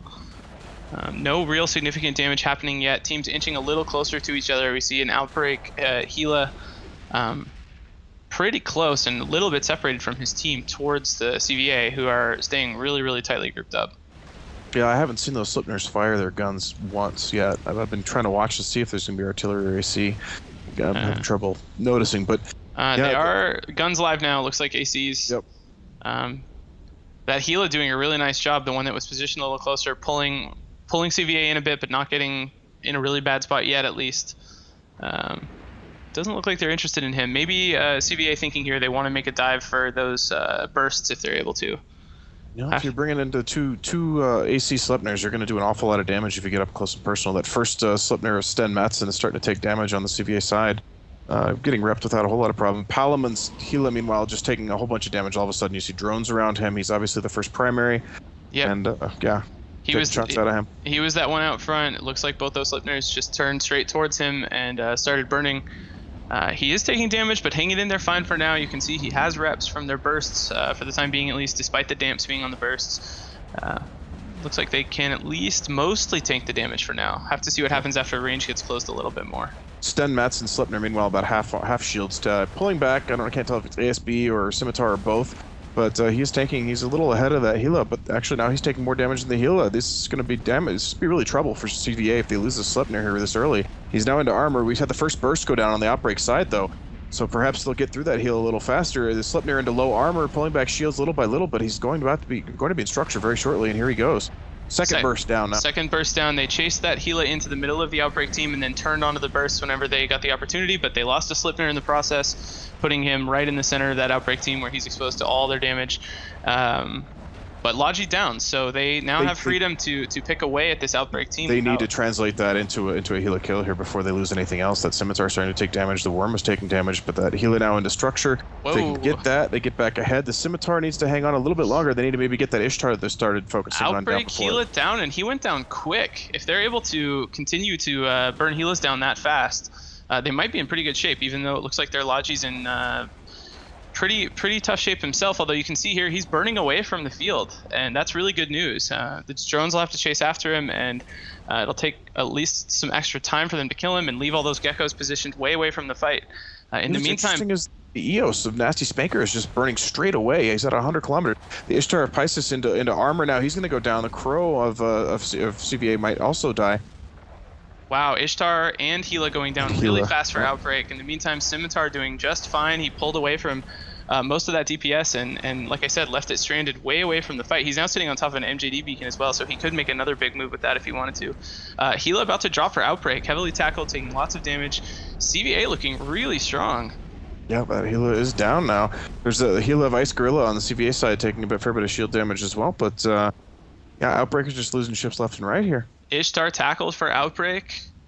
Web Scram, those worms doing work, catching ships, and Slipner making his way there. Damage should start coming in on that Ishtar pretty quick.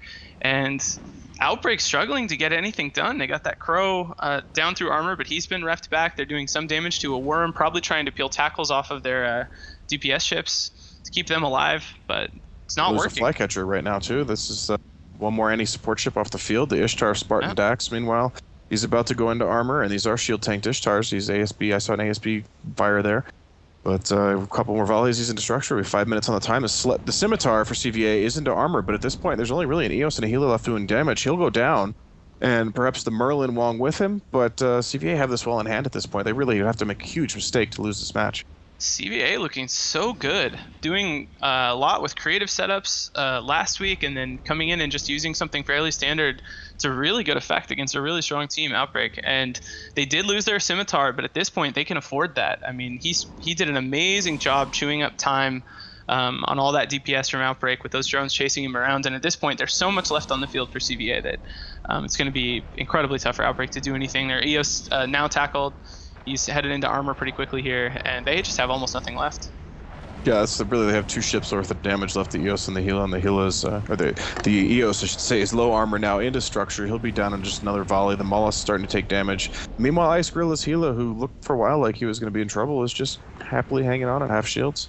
We see one of the worms now is starting to take some damage from his tackling job, but that's really what they're there for. That Mollusk is into structure and going down as well. Yeah, a couple of those worms got a little beat up, chasing around and getting webs on stuff. But I mean, yeah, just cleaning up now. Really, really well flown by CVA, I think. This looks like a pair of setups where it could really have gone either way, depending on piloting and FCing. And if that's the case, CVA really deserves a lot of credit. They did an amazing job here. Yeah, they should have no problems cleaning this up. They may just have to run some ships down, may lose a frigate or 2 in the process, but there are GFs going in locals, so. I'm wondering about the choice to use Frigg Laju. It seems like actually we've seen Frigg Laju not do so well against standard logistics ships, at least today in the last couple of matches. They're a little risky in terms of boundary violations. They're also really vulnerable, as we saw in this match. They get pulled in close because of the damps, and then you just get one chance to switch over your DPS, and they go down super fast. Whereas the Scimitar used so much time up. That's the thing, you're not going to get volleyed off the field in the Scimitar unless you come up against a full alpha comp, and even then it's probably not going to happen. In a frigate, really, it only takes one lucky shot, and there's the match. There's one lucky shot, and your frigate's gone. So congratulations to CVA on a fantastic display. Yet again, just a very strong match from them. Yeah, awesome stuff from CVA. We'll see them in the winner's bracket, and Outbreak has to go down to the loser's bracket and try to fight their way back. So one more match today, HYDRA Reloaded coming up in a few minutes. Stick around for that, guys. We'll see you then.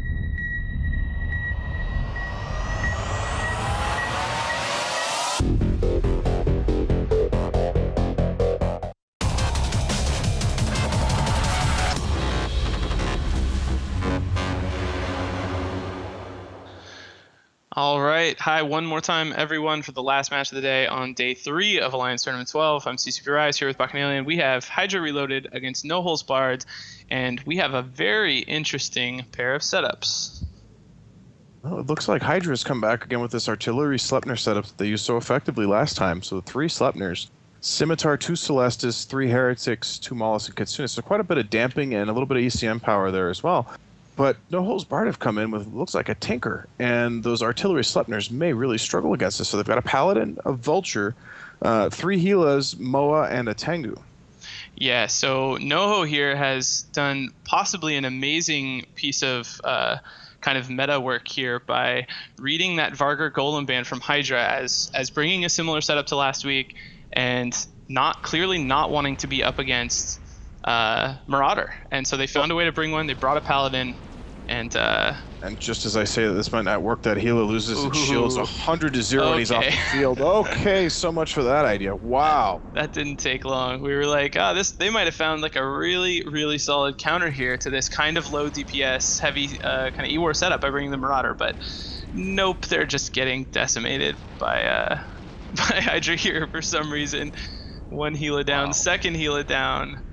Wow. This is over before it starts. I mean, my goodness. And I mean, as simple and sad as it may be, this could just be, you see the ECM there on the Tengu, it could just be Kitsune getting a jam on the Tengu and him having no ability to rep, even though his rep power is fairly strong, and that even in just 2 cycles they managed to take 3 Helas off the field. So wow.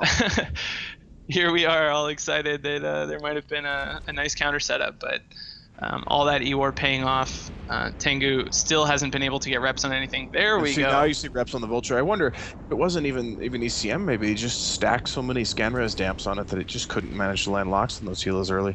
I don't know, but he's got reps on that Vulture, and they're not getting through those reps. I mean, wow. So, wow.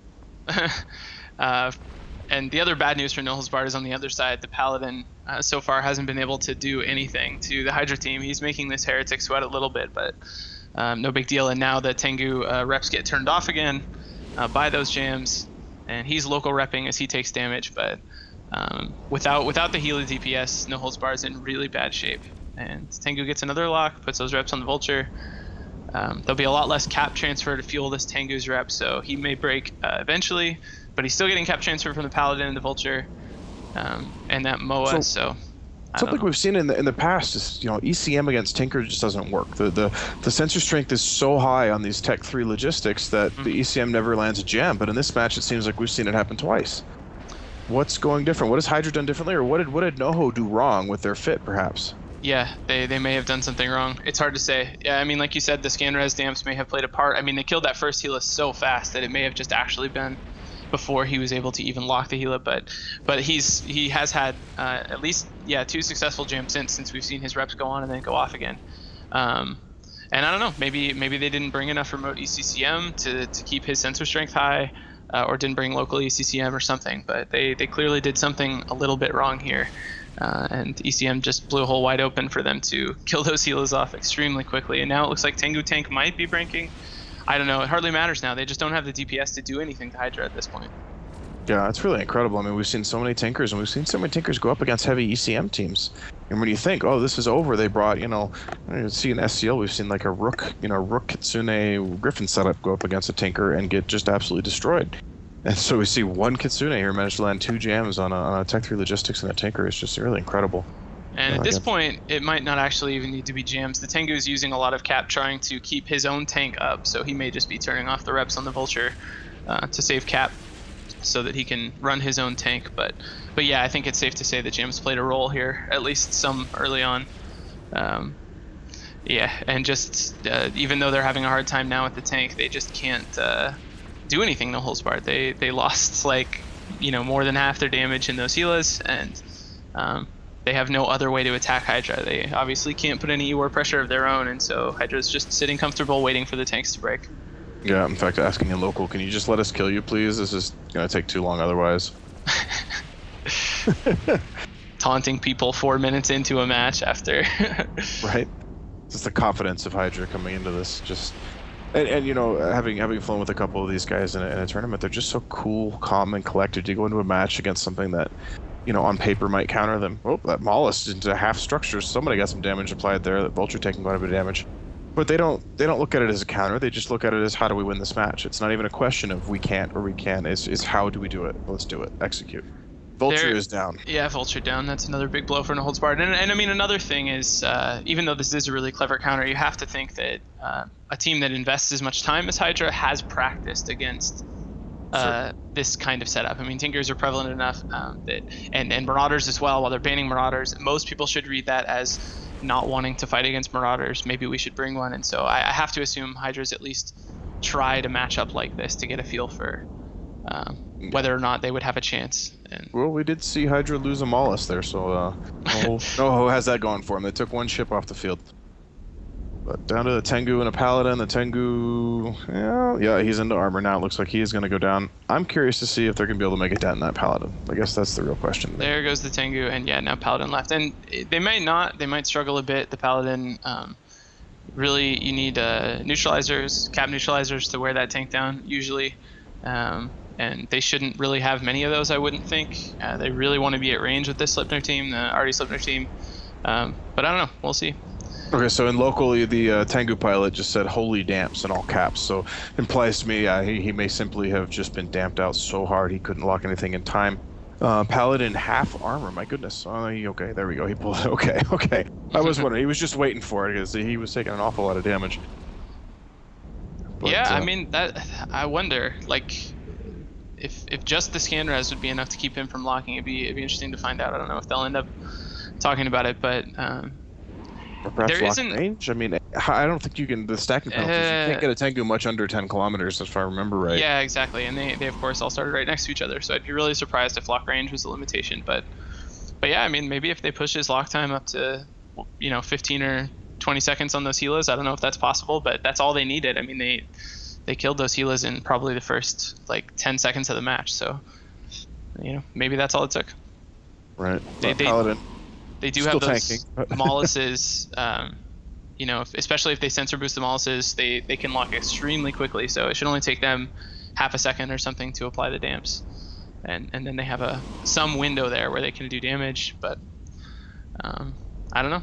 Be interesting to find out. And yeah, they're just working away here at the Paladin. He's tanking without too much effort, it looks like. So unless he goes into some kind of a reload either on his AAR or on a local cap booster, he should be able to tank through this match no problem.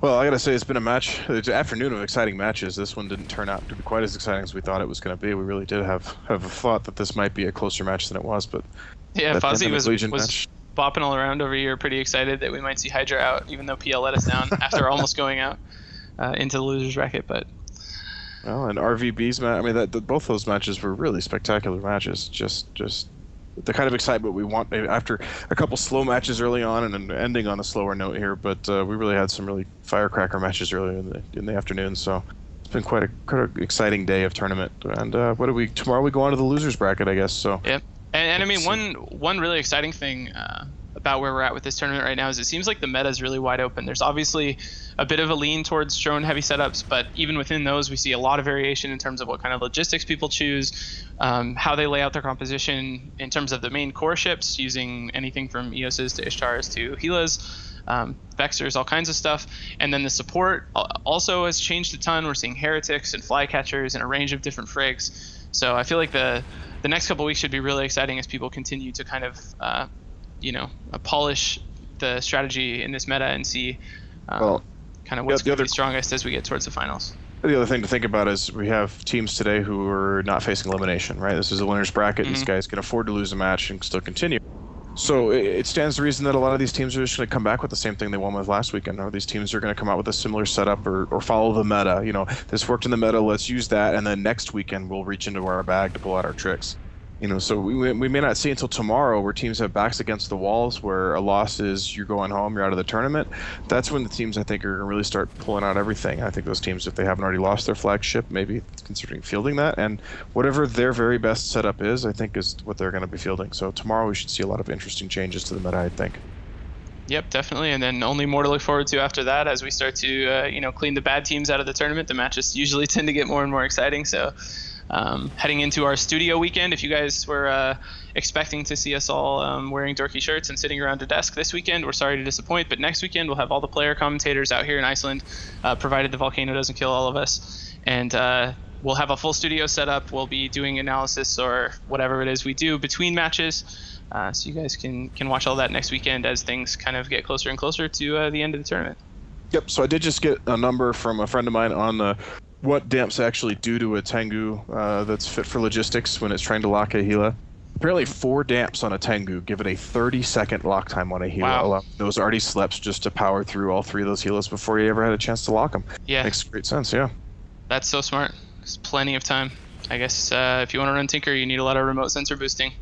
Just even for your tiny little ball of ships. But that's going to do it for today, guys. Day 3 of Alliance Tournament 12 is over. We'll be back tomorrow for more matches in the losers bracket, and then we'll see you next weekend in the studio. So come back tomorrow for more, and thanks for watching.